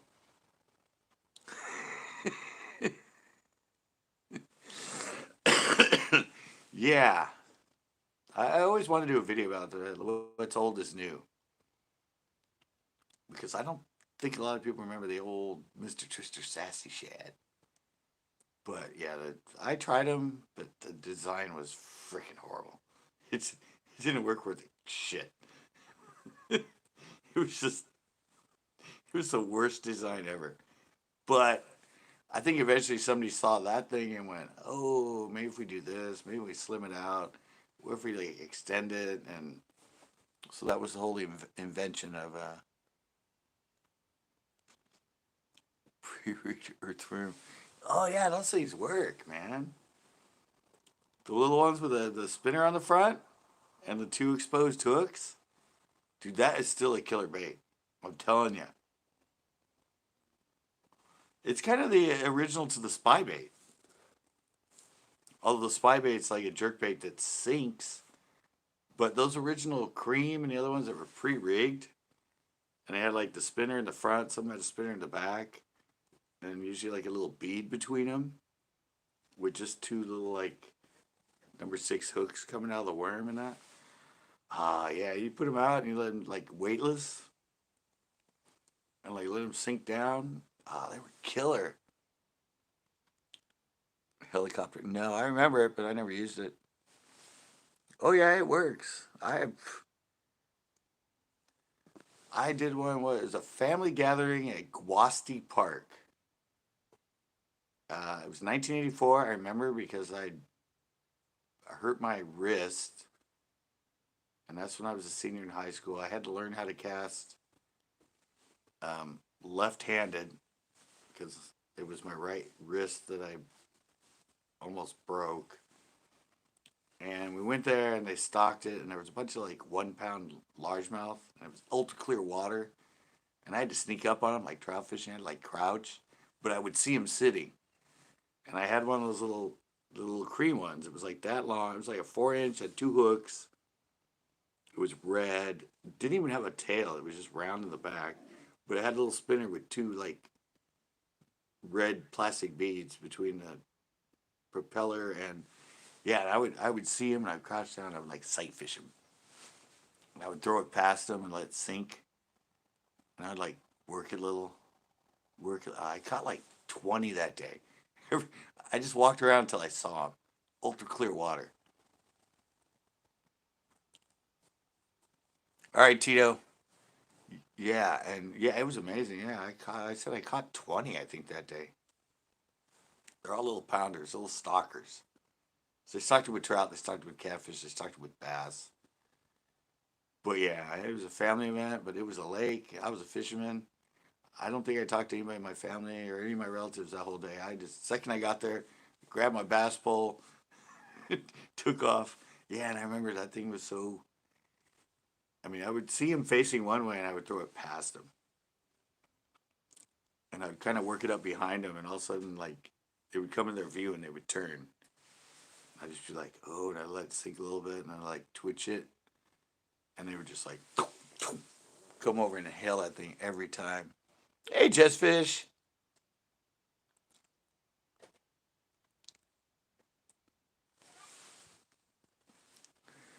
All right, Jacob. Well, yeah.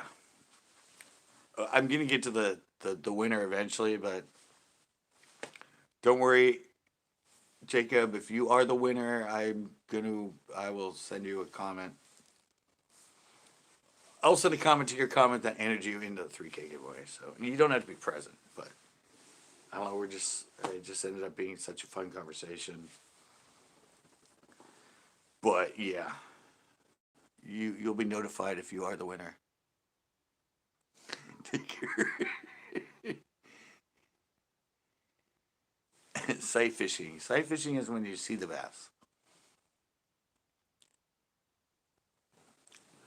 Anytime you, I mean, not just if they're on a bed or anything, but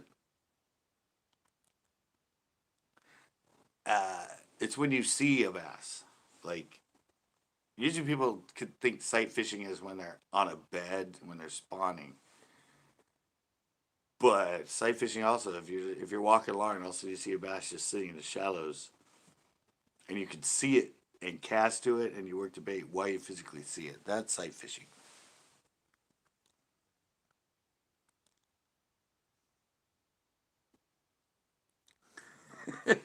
Yeah.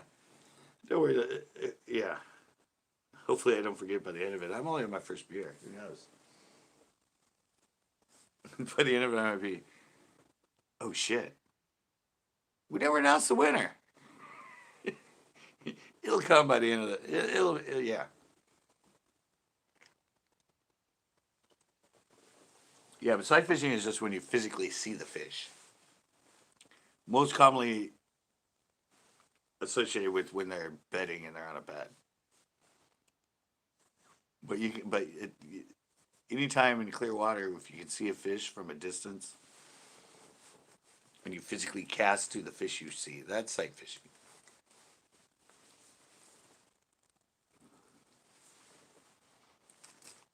Usually associated with pretty clear water, unless they're spawning because they're so shallow. It can be dingy, you can still see them. But yeah, I remember I just like people thought it was weird. I'm at this park, it's got a water slide on it, and here's this guy like crouched down and was crawling to get close enough so I can make a cast to the fish I see, and work that little cream spinner worm on him. Yeah, you can get yeah. Oh yeah, but I said most people think sight fishing is associated with on their when they're on a bed, but in ultra clear water, it's almost like it's like trout fishing. You have to, I mean, if they see you, they take off. You have to duck down. You have to make a presentation. Use your light bait. Bring it way past them. Work it up to them if they're just like kicking, staring at shore, and just slowly work it up. And then all of a sudden they see it and they come over to it, and you have to kind of like twitch it, and all of a sudden, yeah, it's so fun. First beer, I've had like 7 or 8. That's like High Country High Life used to come into my lives. He's from, I think he's from New Zealand or Australia. Way back. I think it's storytelling, maybe when I first started Tuesday night. But he used to come in with a 12 pack. Then he came in with a 18 pack. Oh, yeah. And if you're sight fishing, here's a tip for people. If you're sight fishing bream on beds, use like a number 16 or 18 gold treble hook. Don't don't use a bait. Just use a little freaking gold treble hook. You'll catch them every freaking time.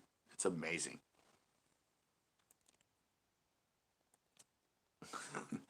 Yeah, no, but he came in and he used to drink a 12 pack. Then he moved to an 18 pack, and then at the time, by the end of it, he moved all the way up to a 24 pack during my lives.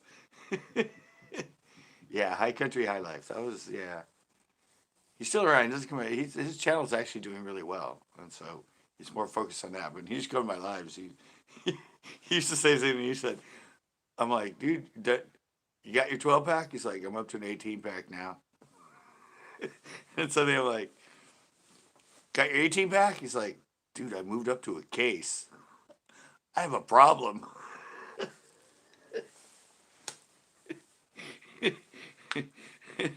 Oh, oops, sorry. I just sort of suck people in. On that note, talking about drinking a lot. I'll be right back. I gotta go pee. I'm quick though.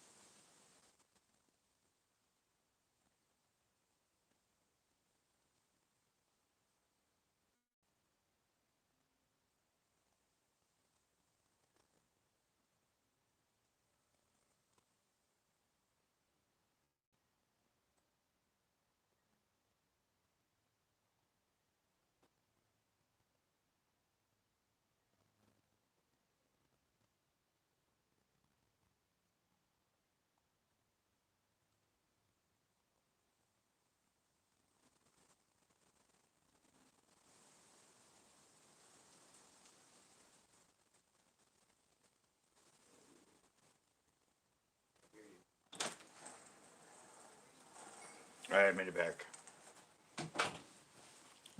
Sorry. I'm getting older. I can't pee as quick as I used to.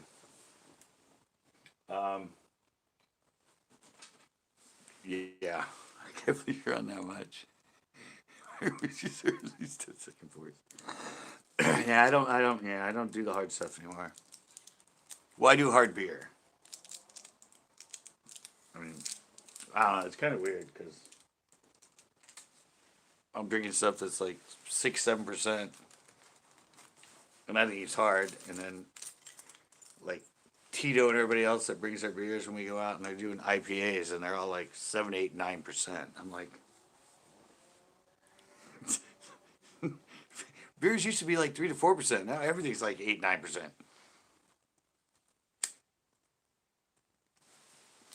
I was ahead of the curve, and now I'm like below the curve, or I'm right in the middle of the curve. So, yeah, I'm like, yeah, but I drink the hard stuff. Like, oh, the IPAs I get are 9%, and I'm like,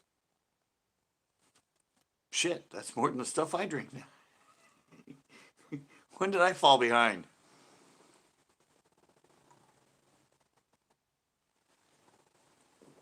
When did I suddenly be drinking less content than them?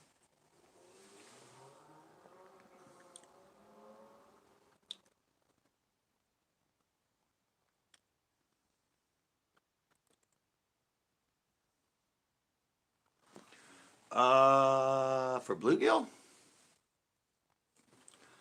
I, I I'd say probably use the same thing I use. I use a number 6 Eagle Claw.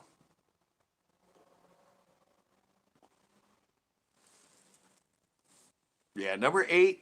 I don't know. Number eight's a little too small. Number 8 or number 6.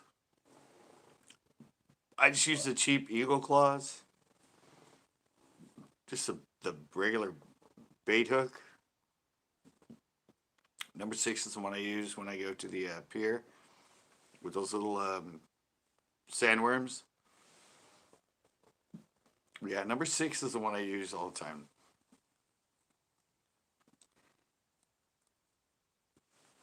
It's still small enough that the bluegill can get it in their mouth, but it's big enough it'll hook them more times than not.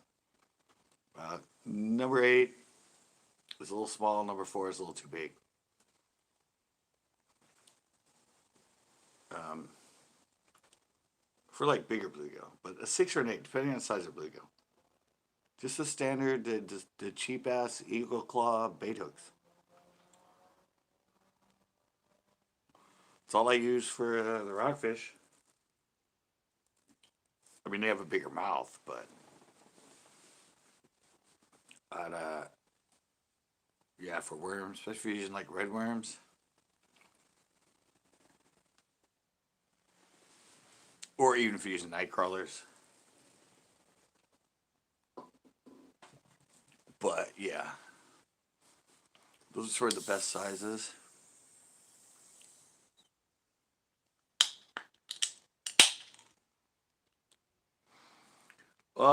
Well, if he sucks at, yeah, maybe. What size do you use right now?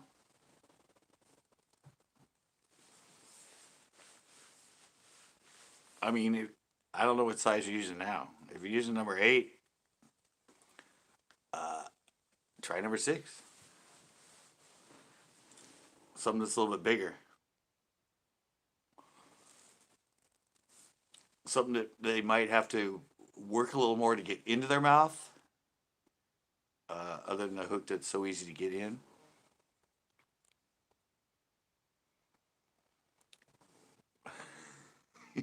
Yeah, but like I said, what size hook?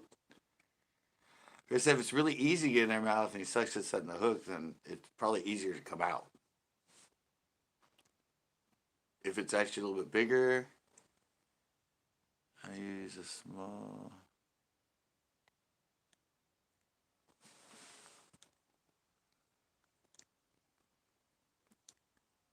Wait a minute. I use too small a hook with damage. Yeah, I just say, I mean, a number 6 is probably good.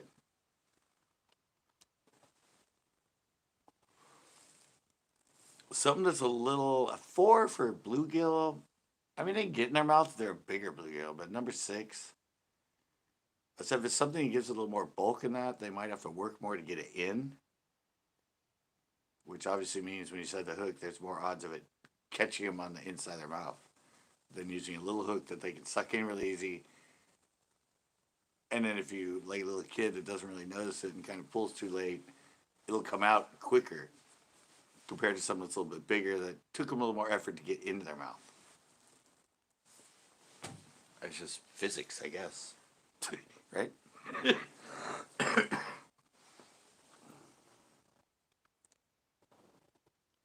Or using an 8. Yeah, try a 6.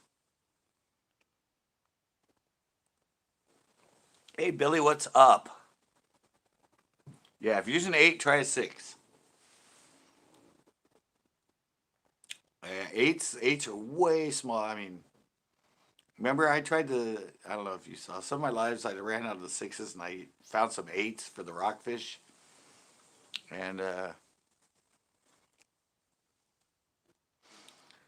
yeah, the 4, well, at least, at the pier, the 4 is a little too big for those sandworms.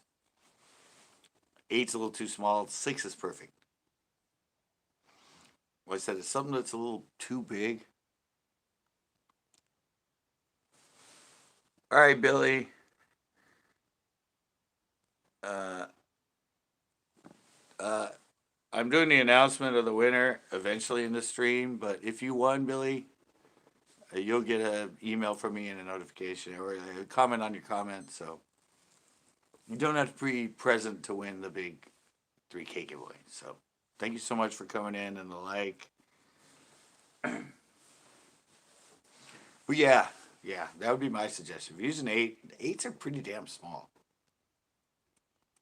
I mean, 10s are teeny. Yeah, don't worry. Anybody that's not in here, you don't. Yeah, you'll get notified. I'll find you. I'll find you to tell you won all this shit.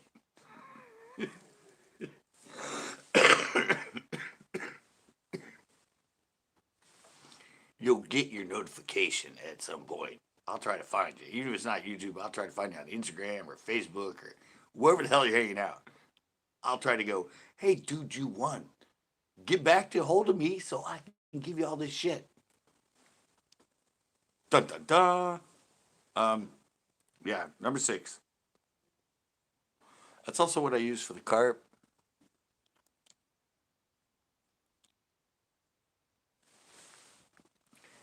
Yeah, no.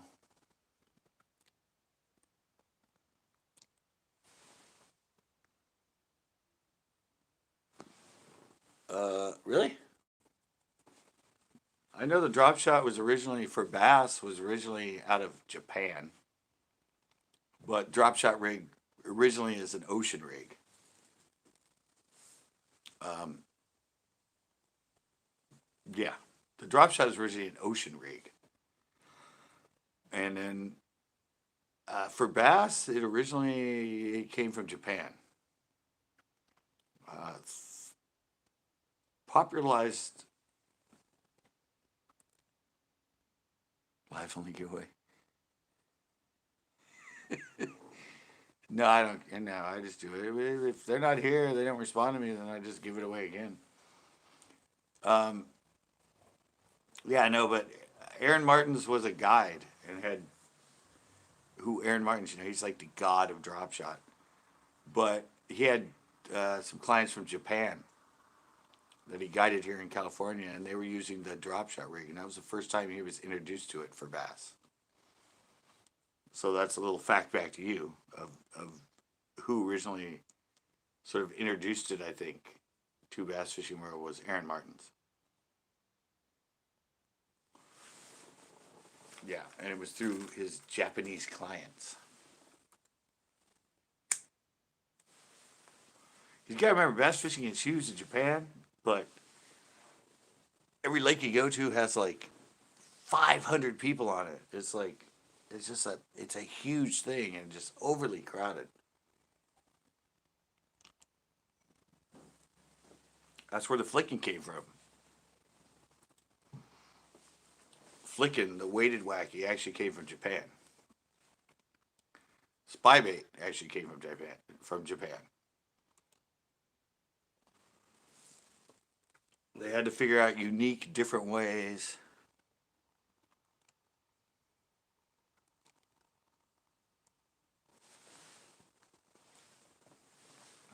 Really? Yeah, maybe. I don't know if it's. I know it's called the Tokyo rig. I don't really know if it came from Japan or that was just the name of the rig. I know for sure that the flicking and the drop shot came from Japan. At least for bass fishing. I know it's called a Tokyo rig, but I'm not sure if it actually came from Japan. That's a newer introduction, so I don't know if somebody just named it that too. Because, new rigs from Japan. Those things are great. The drop shot, the flicking. Now we got the Tokyo rig. So I don't know if that's a trade name or if it actually came from Japan. Because I don't think they do much flipping over there. They don't have much grass in their lakes. Maybe, but I don't. Yeah, it's just a. It's just a metal drop shot with a swinging hook. But I never saw any need to use it. I never thought it was any good. I know it became popular on YouTube videos for a while. Everybody was making a Tokyo rig video or how to make your own Tokyo rig.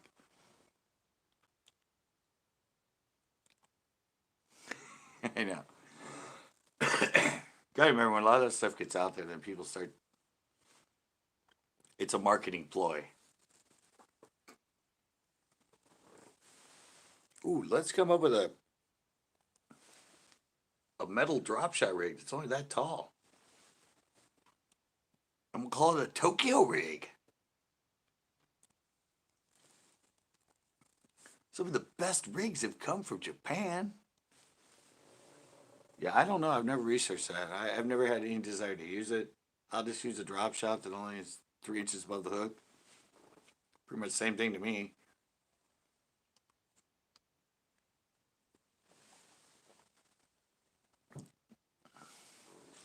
Yeah. And that's why I said. That's like the Alabama rig. Alabama rig had been well known in the striper fishing industry. Somebody just decided, let's market it to bass fishermen, not striper fishermen.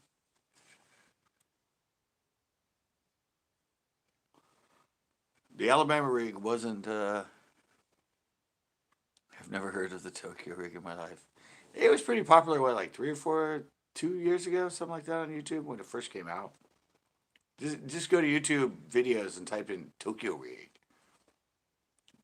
It's yeah, it's basically just it's basically a metal drop shot, but the weight's here and the hook's like right there, and I don't know, and the hook's on a swivel in the middle, and you can hook a Texas rig, and I said same thing if you just hook up a drop shot with that much. Yeah, just type in Tokyo rig and you'll see what I'm talking about. I know. It's like when I saw that, everybody came. Trust me, on my show and a lot of comments, and in my lives, because I was live when it came out. It's only been like 3 years since it came out, 2.5, three, something. But yeah, people would be like, "Have you tried a Tokyo rig? Oh, you need to try a Tokyo rig. Oh, you should try a Tokyo." I'm like, so I looked at it, saw it, went, "Dude, why don't I just put the weight here and tie the freaking worm right here on a drop shot? Why do I need all that metal and that little swinging thing and all that fancy gadget so I can sell it for like $60 type?" And everybody else came out with how to make your own, how to make your own. Make a Tokyo rig easy. Do it yourself. I'm like, why? Doesn't seem like it serves a purpose. But you notice since then it's kind of nobody mentions it anymore. It sort of it was a flash in the pan. It came in and it went out. It didn't. I don't think it has a sustained. Not like the Alabama rig or the or drop shot or the flicking. I don't think it's gonna last. Yeah, but like I said, the Alabama rig was.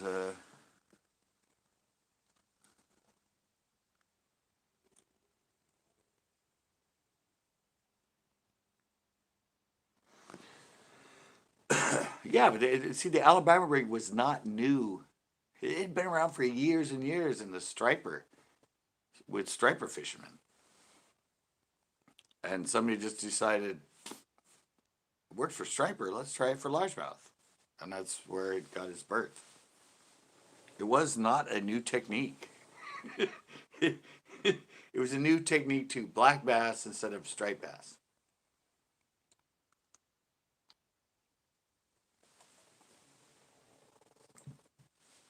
It was just sort of redesigned.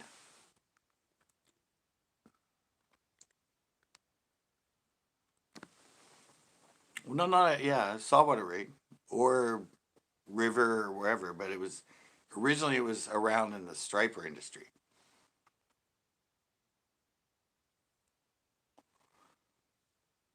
Because it's a heavy rig, and a lot of people use it on like downriggers and stuff. Nobody thought to actually cast something that weighs like 3 or 4 ounces for bass. That's where it actually developed. It was nothing new. It just transferred species and got slimmed down. And then we got a hold in California, and my people would start throwing it like through the reeds and into shallow places. And yeah, I got to California, and we just like slimmed it down and lightened it up and started fishing everywhere that they never thought of.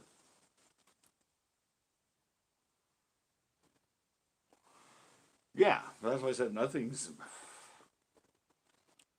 really new. I think actually somebody mentioned the helicopter rig, that Roland Martin, the helicopter one that does this. Wasn't there one in the ice fishing, the one that has a hook on each end and the thing, and you drop it down and pull it up, and it kind of like helicopters as it goes up and down?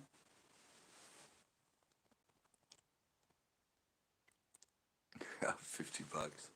Yeah, it was used. Yeah, it was something that people wouldn't throw. Zeke is in. Not only on saltwater, great on freshwater too. Yeah. Doomsday, what's up? Same as the Alabama rig? No, I mean, we were just talking about how the Alabama rig was around long before it became a bass fishing lure. It was a striped bass technique. That's what we were talking about.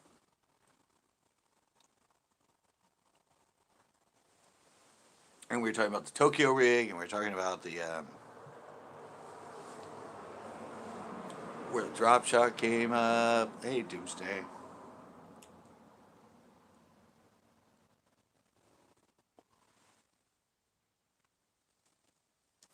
Feeling the winner tonight. Yeah, sure. If you guys want to know who the winner is, I can tell you. I'm not a fan of it. Yeah. If anybody wants to know, if anybody wants to know who the winner is, um, I guess I can tell you right now if you want. Yeah, the winner of the Big 3K, drum roll, is actually Compass Angler. That's right, guys. Compass Angler won it.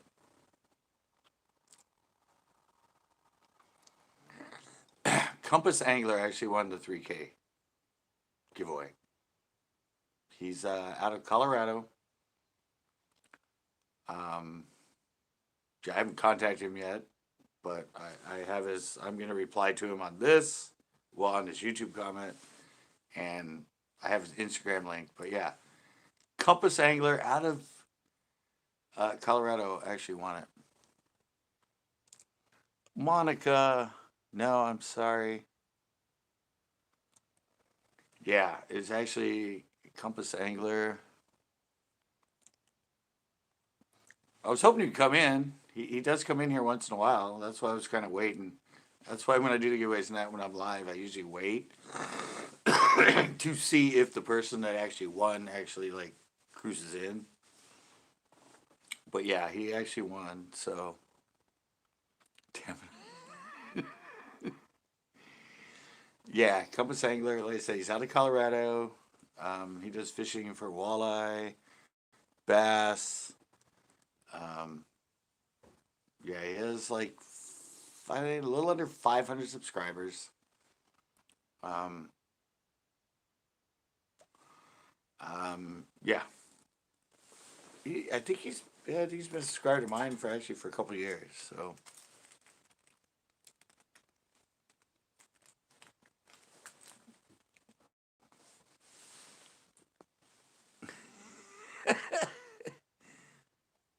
yeah, Compass Angler won. Oh, see, I knew you were lurking there, Mister Captain. I knew you were. I knew you were lurking to wait to see who the winner was.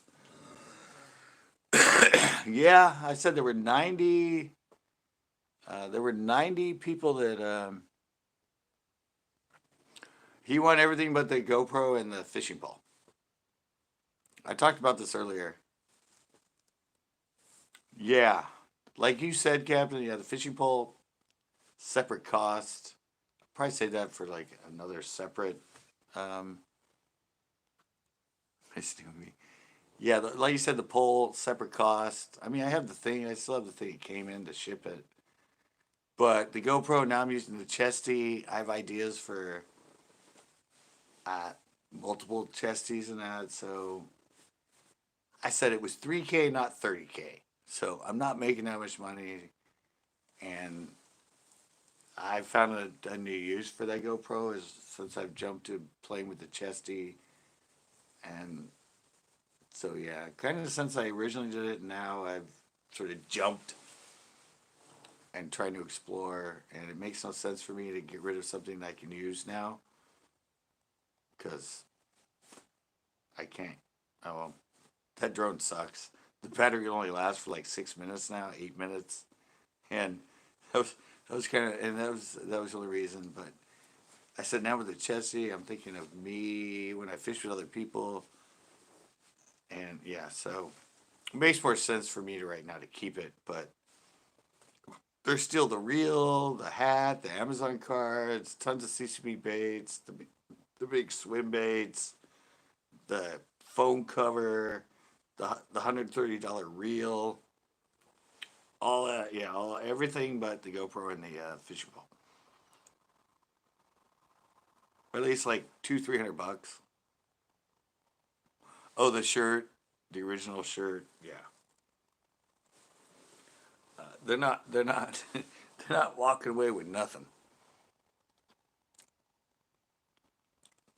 Yeah, I mean, I said that reel was 130 bucks, 12 bearing Daiwa. It was actually made specifically for Bass Pro Shops when they used to do that stuff. So, I mean, I didn't use it that much. It has a little bit of wear and tear on it, but I, that was back in the day. Like, I think I bought that thing in 2010, 2011, and it's called the Turdy Daiwa Pro Tour or something like that. But that reel was actually specifically made and only sold through Bass Pro Shops. And I don't know how many they made, and they kind of don't do that stuff anymore. Back in the day, that was kind of a thing where certain companies would make things specifically for Bass Pro Shops and only. So it might be a collector's item at some point. I've had it for 10 years now, 9 years. And all those swim baits. I said my friend Ash, a lot of those are evidently prototypes or custom colors for all those swim baits that I have them giving away.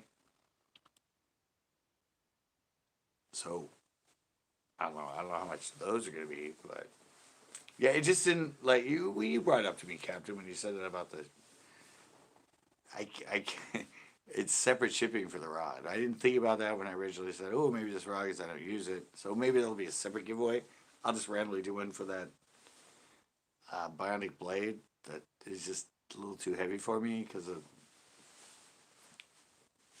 my arm and my condition I'm in at 53.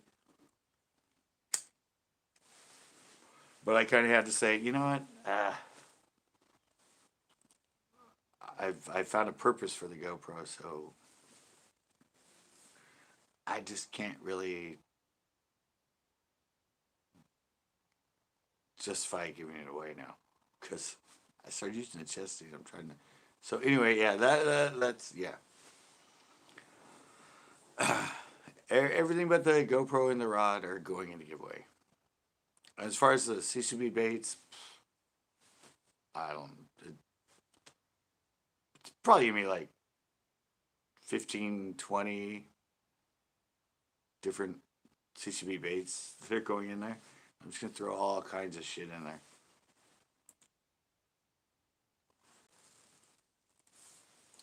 So yeah, that's who won. Compass Angler, out of Colorado.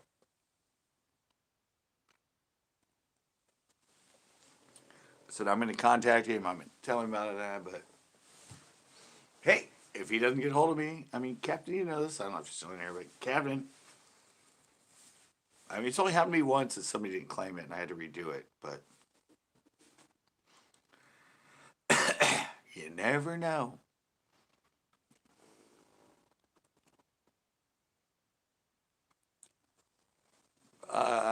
It's two $10 Amazon gift cards, so $20 there. Hey, Psycho Ducky, $20 in the Amazon gift cards. They're two $10 gift cards. I mean, the spider beanie is like $35. I don't know why.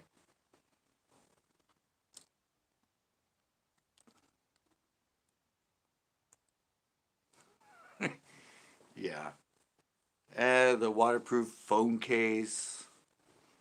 Um, I said I think there's like 4 or 5 of those swim baits that go for like at least $15 a piece. Those line throughs.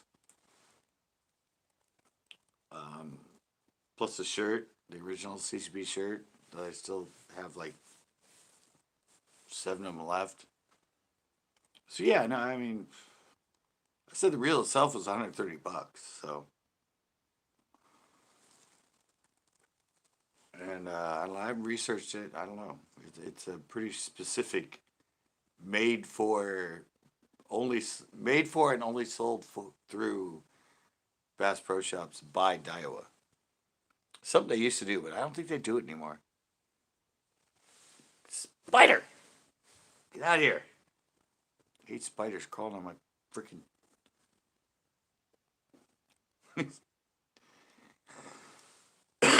Yeah, I said uh, I just kind of had to back off the GoPro because now I'm using a chesty, and I since that I've sort of expanded with stuff, and I said it was 3K, not 30K.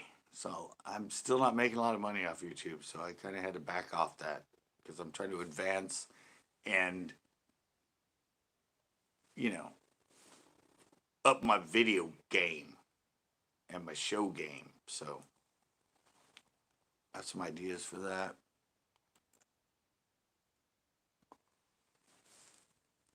But yeah, I mean, overall with the giveaway, it's gonna be at least like retail, probably like $300.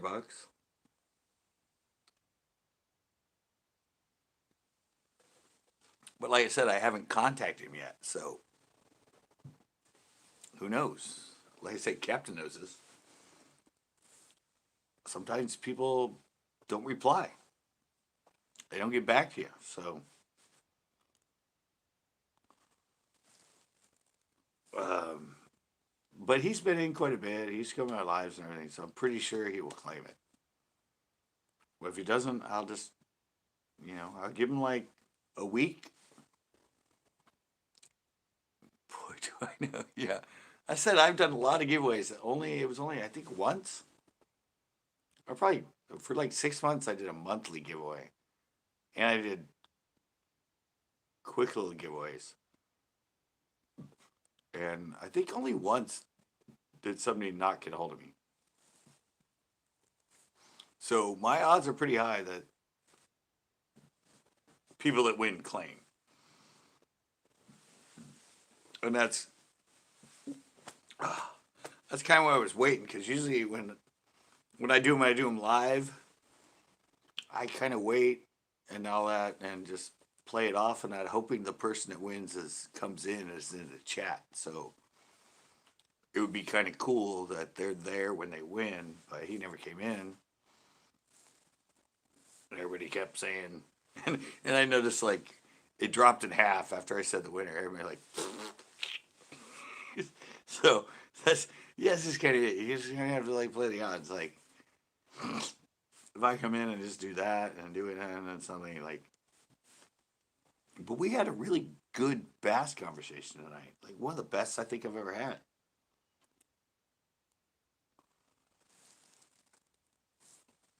We talked pretty much just bass tonight, which is really great. And we went over different rigs and different concepts, and I helped Funky Frank with his kid yeah. I'm not leaving now. I mean, I'm not saying it was like you can get out of here, but yeah, that was actually the winner. Compass Angler. But I think that was one of the. I mean, I've had 50 or 60 different people, but this giveaway there was actually 90 people that entered it, so almost 100. Um, that's pretty good amount of people to enter one of my giveaways, since I haven't done one in like over a year. How many do you have in yours, Captain?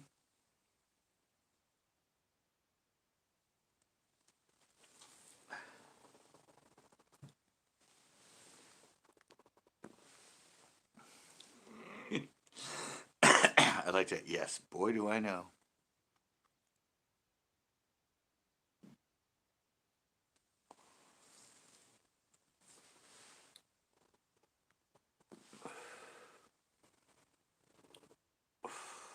My trolling motors on my boat used to last for 9 hours. Tito.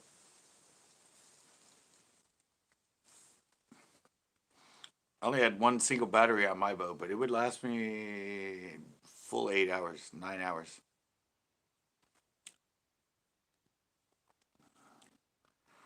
I just had one starting battery and one really good deep cycle. John Boda had a Pinot. I just had the Everstart, the $70 deep cycle. It would last me the whole day for at least 8, 9 hours. I would run on 2 and 3 all day. It depends on the amps you get and how big the battery is. I had the $70 Everstart. Um, but yeah, it would last me all day. I wouldn't run on high that much, but I'm sure.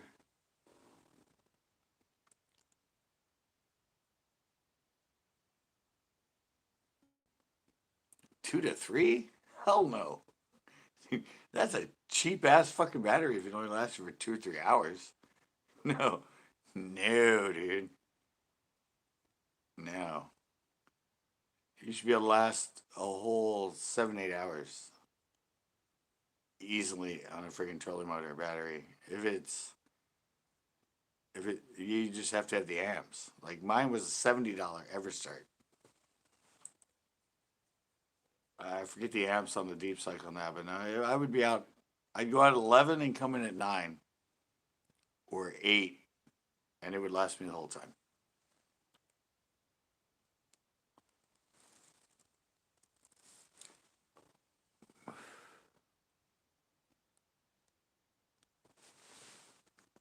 No, he already has the Jessfish. The trolling motors are already on the boat. He's not gonna. He's got a trolling motor in the front and a trolling motor in the back. One's a 85 pound thrust. The front is 45 pound thrust. So they're pretty damn big. But I used to run mine on 2 or 3. I mean, if you're like trying to water ski someone behind your boat on a trolling motor, you might wear it down, but you don't. It's a light little boat in aluminum. You're not going to be pulling much amps just to keep it in place and that during the day, especially on Pinot or something where you're not going very far.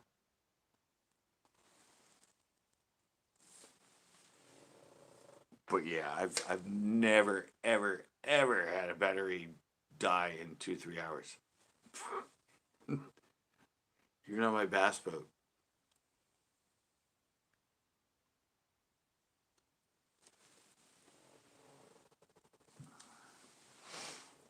Maybe after 8 hours it started getting weak, but it's a little teeny aluminum boat. It doesn't weigh much. You don't have to run on very high.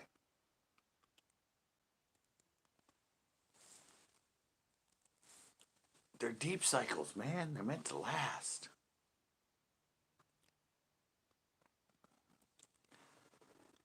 Yeah, no, don't jump him up to that, Jessfish. Don't like tell him he needs this and that. I mean, I don't know. It's back in the chat somewhere. He said the back one is pretty high.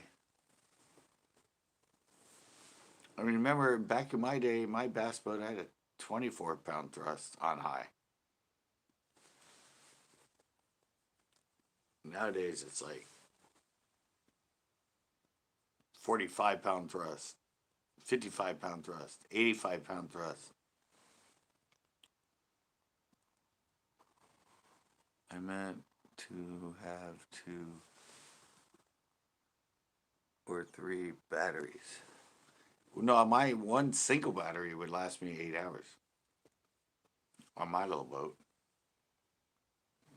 And on my bass boat, it would last me all day in a tournament. No problem. And I was only running a single battery. I didn't even have dual batteries on it for the trolling motor. I had the starting battery and I had a deep cycle trolling battery.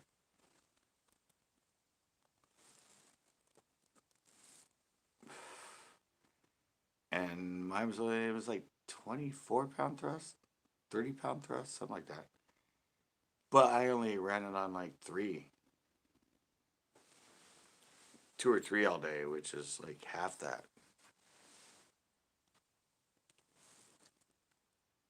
No, it's yeah, those those batteries last, Tito. That's why they're a deep cycle. They draw. They're designed for amps.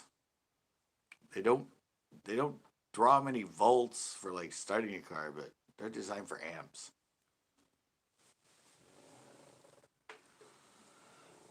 They last.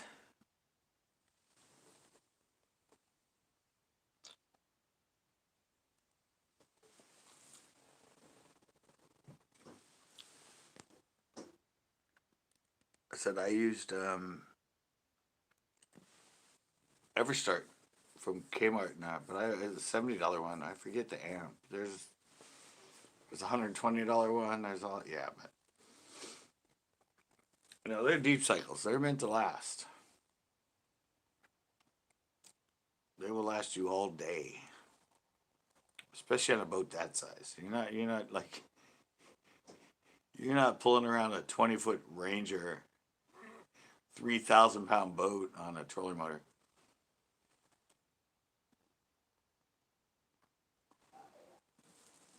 Your yeah, it's that little aluminum boat. That thing doesn't weigh much. Interstate? No. Everstart. Everstart's a marine is a bass fishing battery. You can get them at Walmart.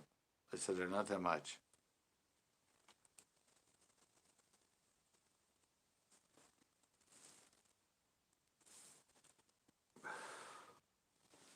It doesn't take that much to move those boats, especially that little thing.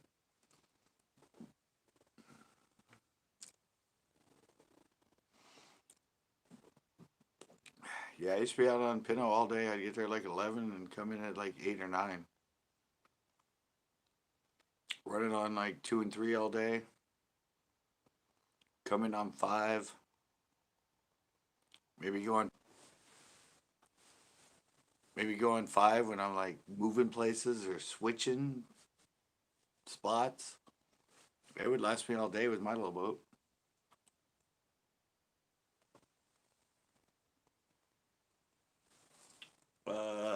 No, not really.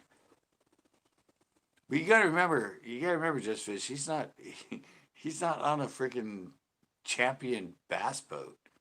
What he's getting is a little like 14-foot aluminum boat. 14, 15 foot.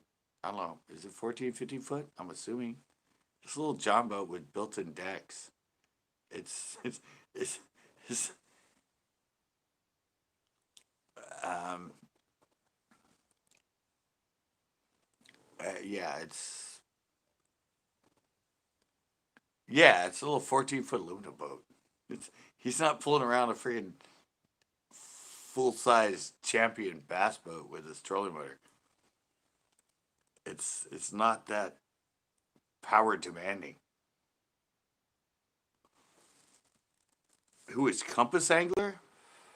We can look him up. Just type in Compass Angler. That's his YouTube channel. He's out of Colorado.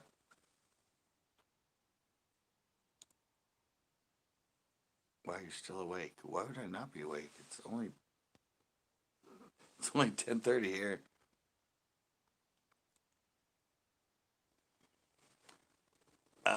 Yeah, but you don't have to use 2 trolling motors all day. I mean,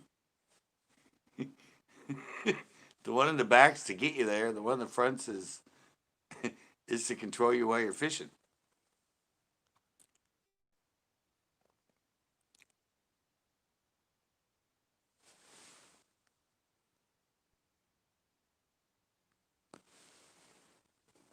Yeah, but it's a little. It has a trolling motor in the back. It has a trolling motor in the front. You use trolling motor in the back to get from place to place. Once you're there, you're using the front trolling motor with the foot control. You're not working both trolling motors while you're fishing. The back one's like the engine. The front one's to keep you in place and position. Yeah, it's you're not running both at the same time. No, bass boats are not overrated. Bass boats are the best thing ever. It's like a floating fucking dock. It puts you in place. It puts you in position. It's like standing on shore while being on a lake. 86 back, 46 front. Yes. See if you can bore me back to sleep. Really? All right. Um, yeah, but they have speeds, Tito. You don't have to. It's not like every time you turn it on, it has to be at 45, and every time you turn it on, it has to be at 65. They have they have a speed range.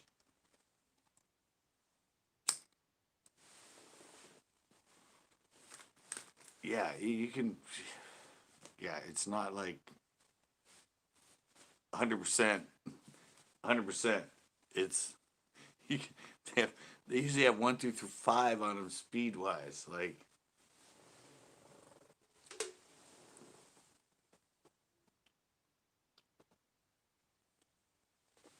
Oh, there's so much to teach you, Tito. He's gonna be a new boat angler. He's gonna have to learn all this stuff.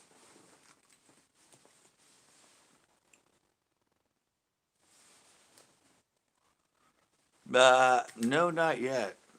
We talked a lot about fishing and everything else, but and I announced the winner. I announced the 3K winner, who's actually Compass Angler. That was Katrina. Come on here. Yeah, yeah. Being a boat owner, there's a lot to learn, buddy. there's there's a lot to learn.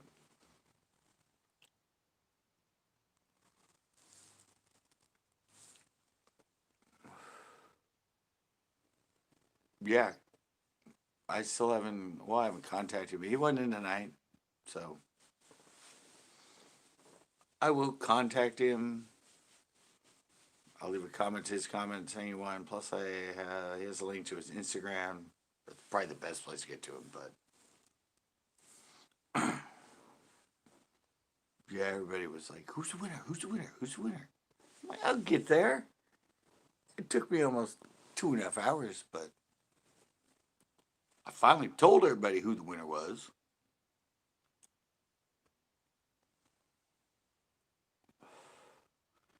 Patience is a virtue, my friends.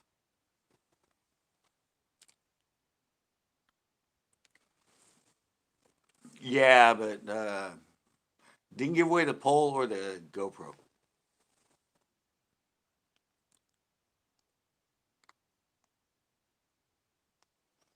Well, I don't, there's a lot you gotta learn. Battery life, you know. They always say owning a boat, the best days in your life owning a boat is the day you buy it and the day you sell it. And they also say a boat is a floating money hole. Something like that. A lot of maintenance. Well, it comes from, days of yore, but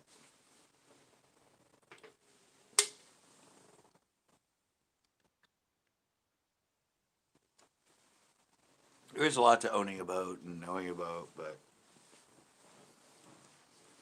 I don't know, it's just kind of funny that Tito thought the batteries would last for 2, 3 hours. It's like, yeah.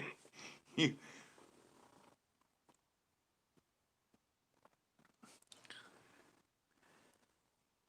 yeah, no, Tito thought that the batteries would last for 2 or 3 hours on his boat running trolling motors. I'm like, yeah,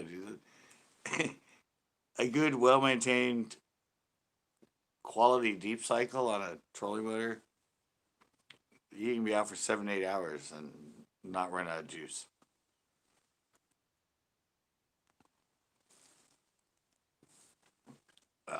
Yeah, they're not like a drone. They're not like a phone. Like, ooh, I have like 3 hours of battery life on my phone. No, it's totally different. A good deep cycle with enough amps, solar panel charger too. Yeah, you can do that too. But yeah, no, yeah, 2, 3 hours. Like, no.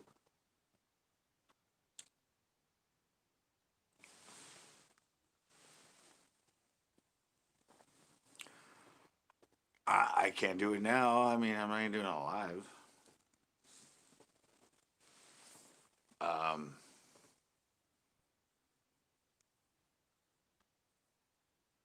yeah, it lasts a half a day. It's 24 hours in a day, so they should last for 12 hours.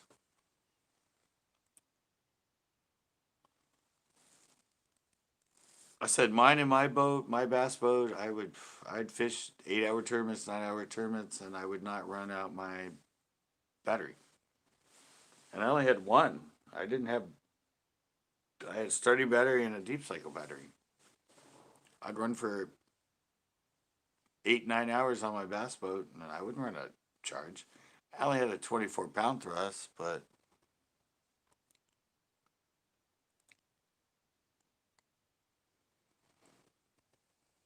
Yeah, it'll charge by using it. But you see, dude, that's a little teeny boat. It doesn't weigh much. I mean, it's a 14-foot aluminum boat.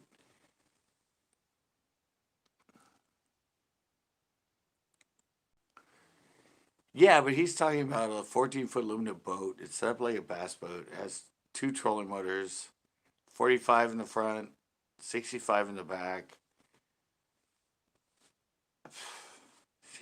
It's just,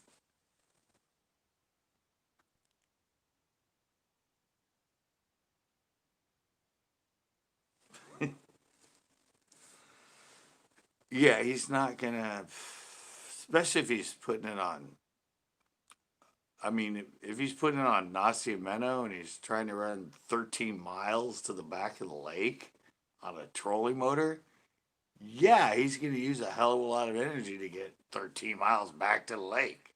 But Nacimiento, you can go, you can go across from the launch in 10 minutes and fish all day and catch a hell of a lot of fish. You don't need to like run, or if you go on Pinot, it's only 72 acres. Like, there's nowhere to go.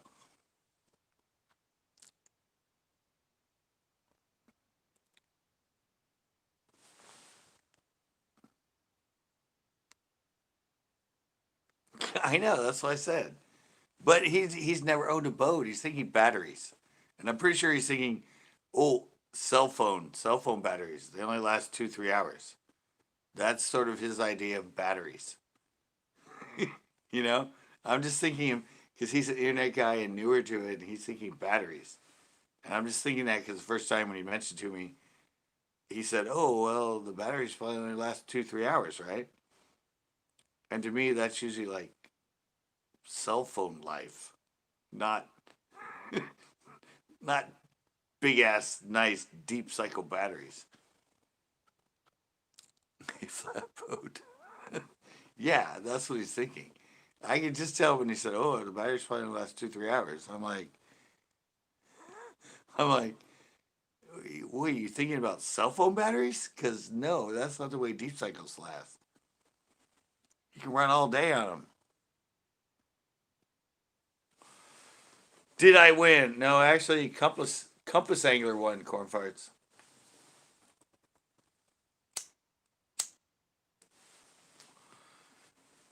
Compass Angler won.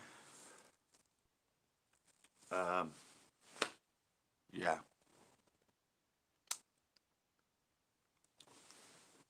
I don't know. My fiberglass boat had a 55 on it.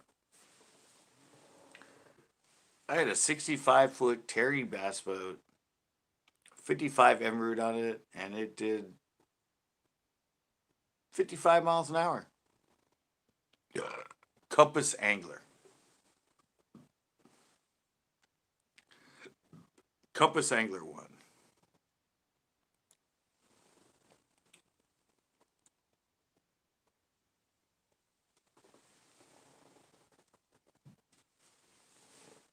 He's not a he's not an always in here guy, but he's been around. He's been subscribing me for quite a while.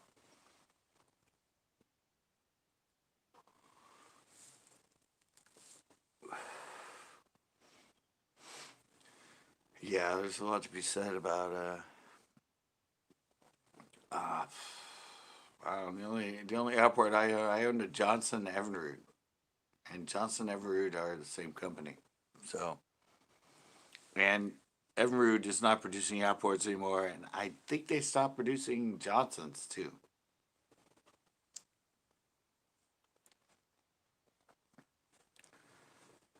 Mine was always a two stroke. I never mine was two stroke. Had to add oil to it or oil to the gas.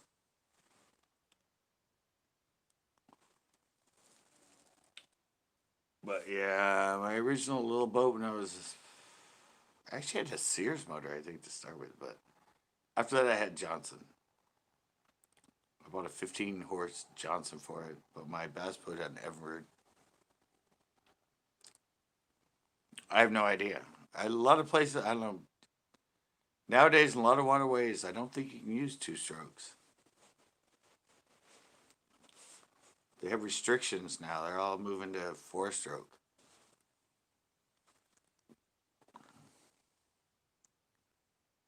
Yeah, yeah. Nowadays, yeah, you have the ones where it adds the oil automatically.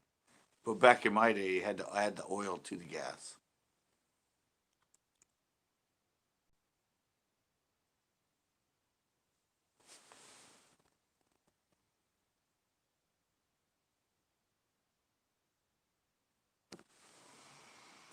Uh, really, Tito? No, no. You need a deep cycle battery, Tito. What, the boat doesn't come with batteries? No, car batteries are starting batteries. Trolling motor batteries are deep cycle batteries. There's that's why I said they're designed for amp draw, not volts. Yeah, no, deep cycle batteries. It's they have some that are hybrids. They're deep cycle and they have enough to start. But no, deep cycle batteries, not starting batteries. If you put a car battery in a boat on a trolling motor, yeah, it would last you 2 or 3 hours. Trust me. they're they're two different types of batteries. Deep cycle compared to starting batteries.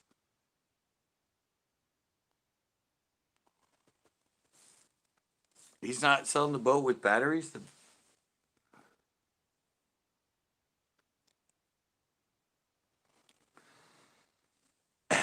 Hey, Ivan.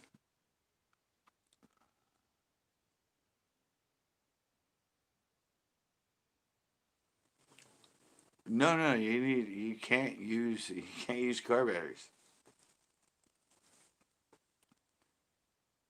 Car batteries don't work for trolling motors. Yeah, that's what I said. You need deep cycle batteries. He's not saying there's no batteries in the boat.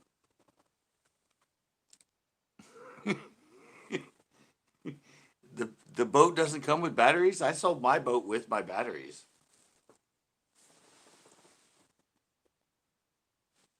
So he's selling the boat with no batteries.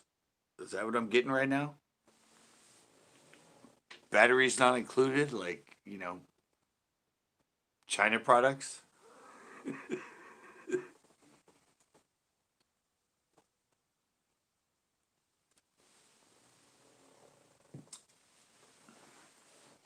Yeah,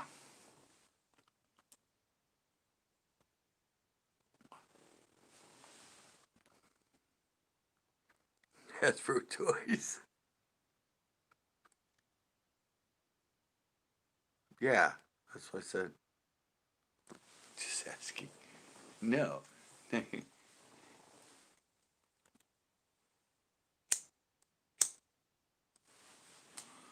Same thing, AQC. Starting batteries are high volts, low amps. Deep cycle batteries are high amps, low volts.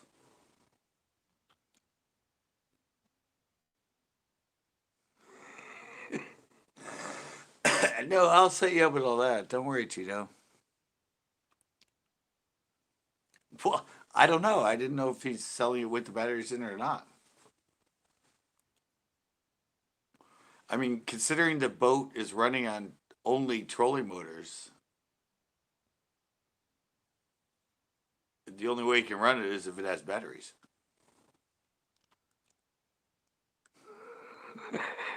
Yeah. Just get a bunch of D cell batteries and link them to run 12 volts. You'll be good.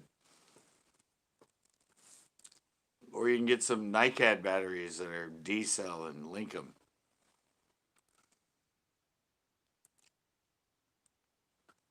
I don't know, Jess. I always do good with the Everstart. The Everstarts I had mine, they're good and you can get them at Walmart and they're pretty cheap.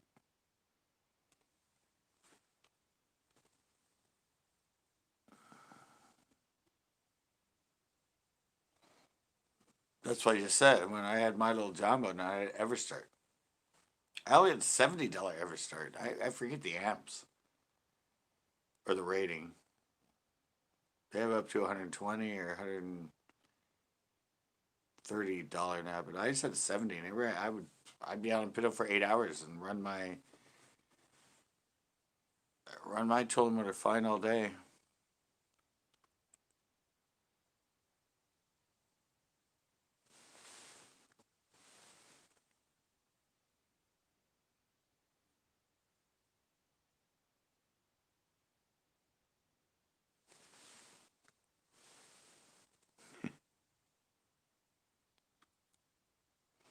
Yeah, that's what I always run. Everstart's been around in the bass industry and the tournament industry forever.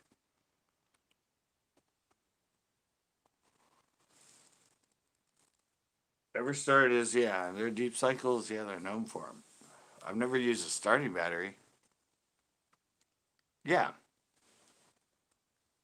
yeah, and then their warranty. Actually, last one I had,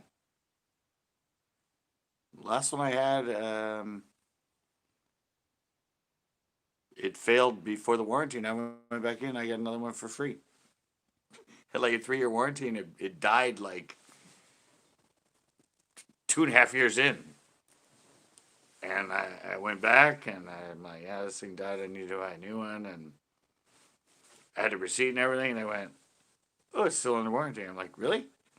They're like, "Yeah, here's a new one." I'm like, "Great."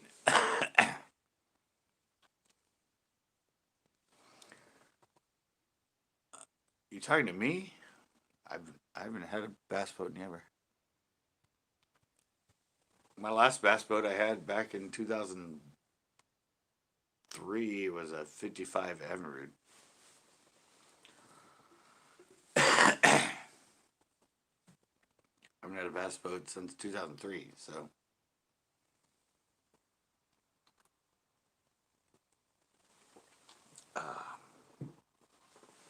all right, guys. Uh, there. Yeah, just talking about hers. I'll be right back. Talk among yourselves.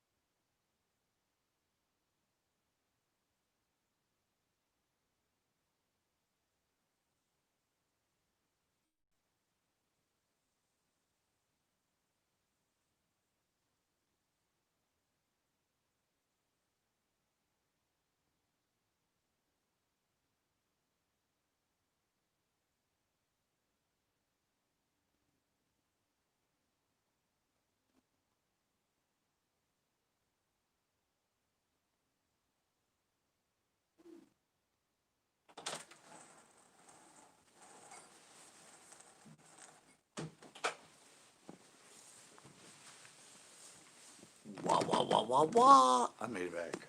Um,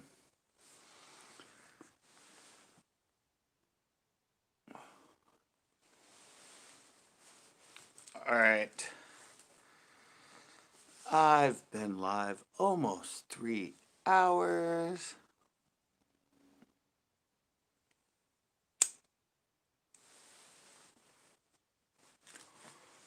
So, uh,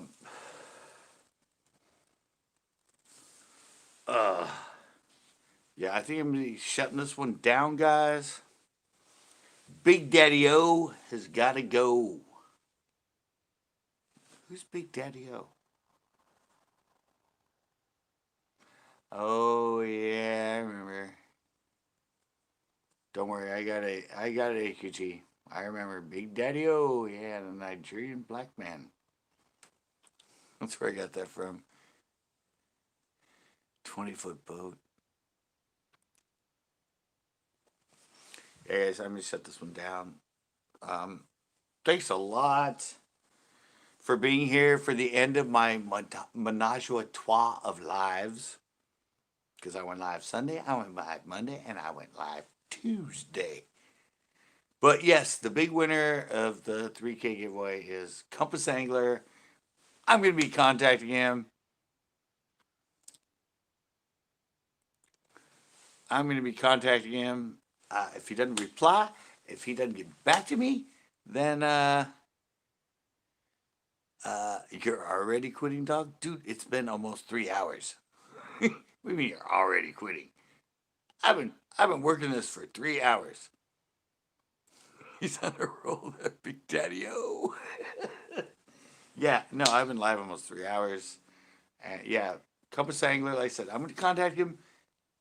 He's been in here on and off, and I'm pretty sure he will get back to me and accept the giveaway. But if not, it happens. If not, I'll re-give it away. I'm going to give him at least a week to get back to me, because I won't go live again until probably next Sunday anyway. But yeah, this is the end of Menage a Trois Lives. Starting tomorrow. That's because you got too active and you started responding back to everybody, AQT.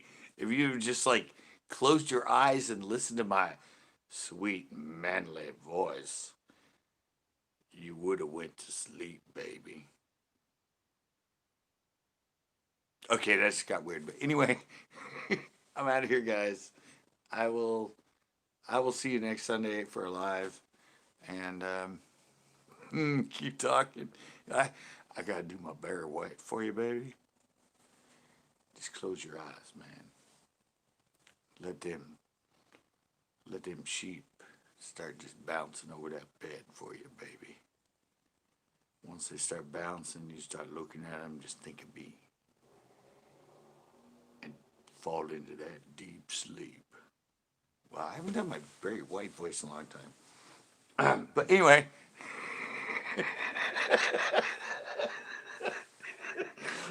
See what you made me do, AQT? I scared Jetfish out with that one.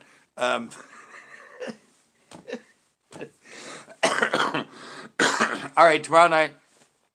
No, tomorrow I'm doing the 40 question thing. It's really, I had a lot of fun with it. It was, I don't know. It was just a lot of fun. And then I'm going to do the Throwback Thursday, another one with some old school video that's educational. And then I already have Friday done. It's a vlog I did last Sunday before I went live, fishing the summer current. It's fun. It's good. It's me testing the chesty and the new mic and trying to kind of take CCB to a different level with cameras and stuff. But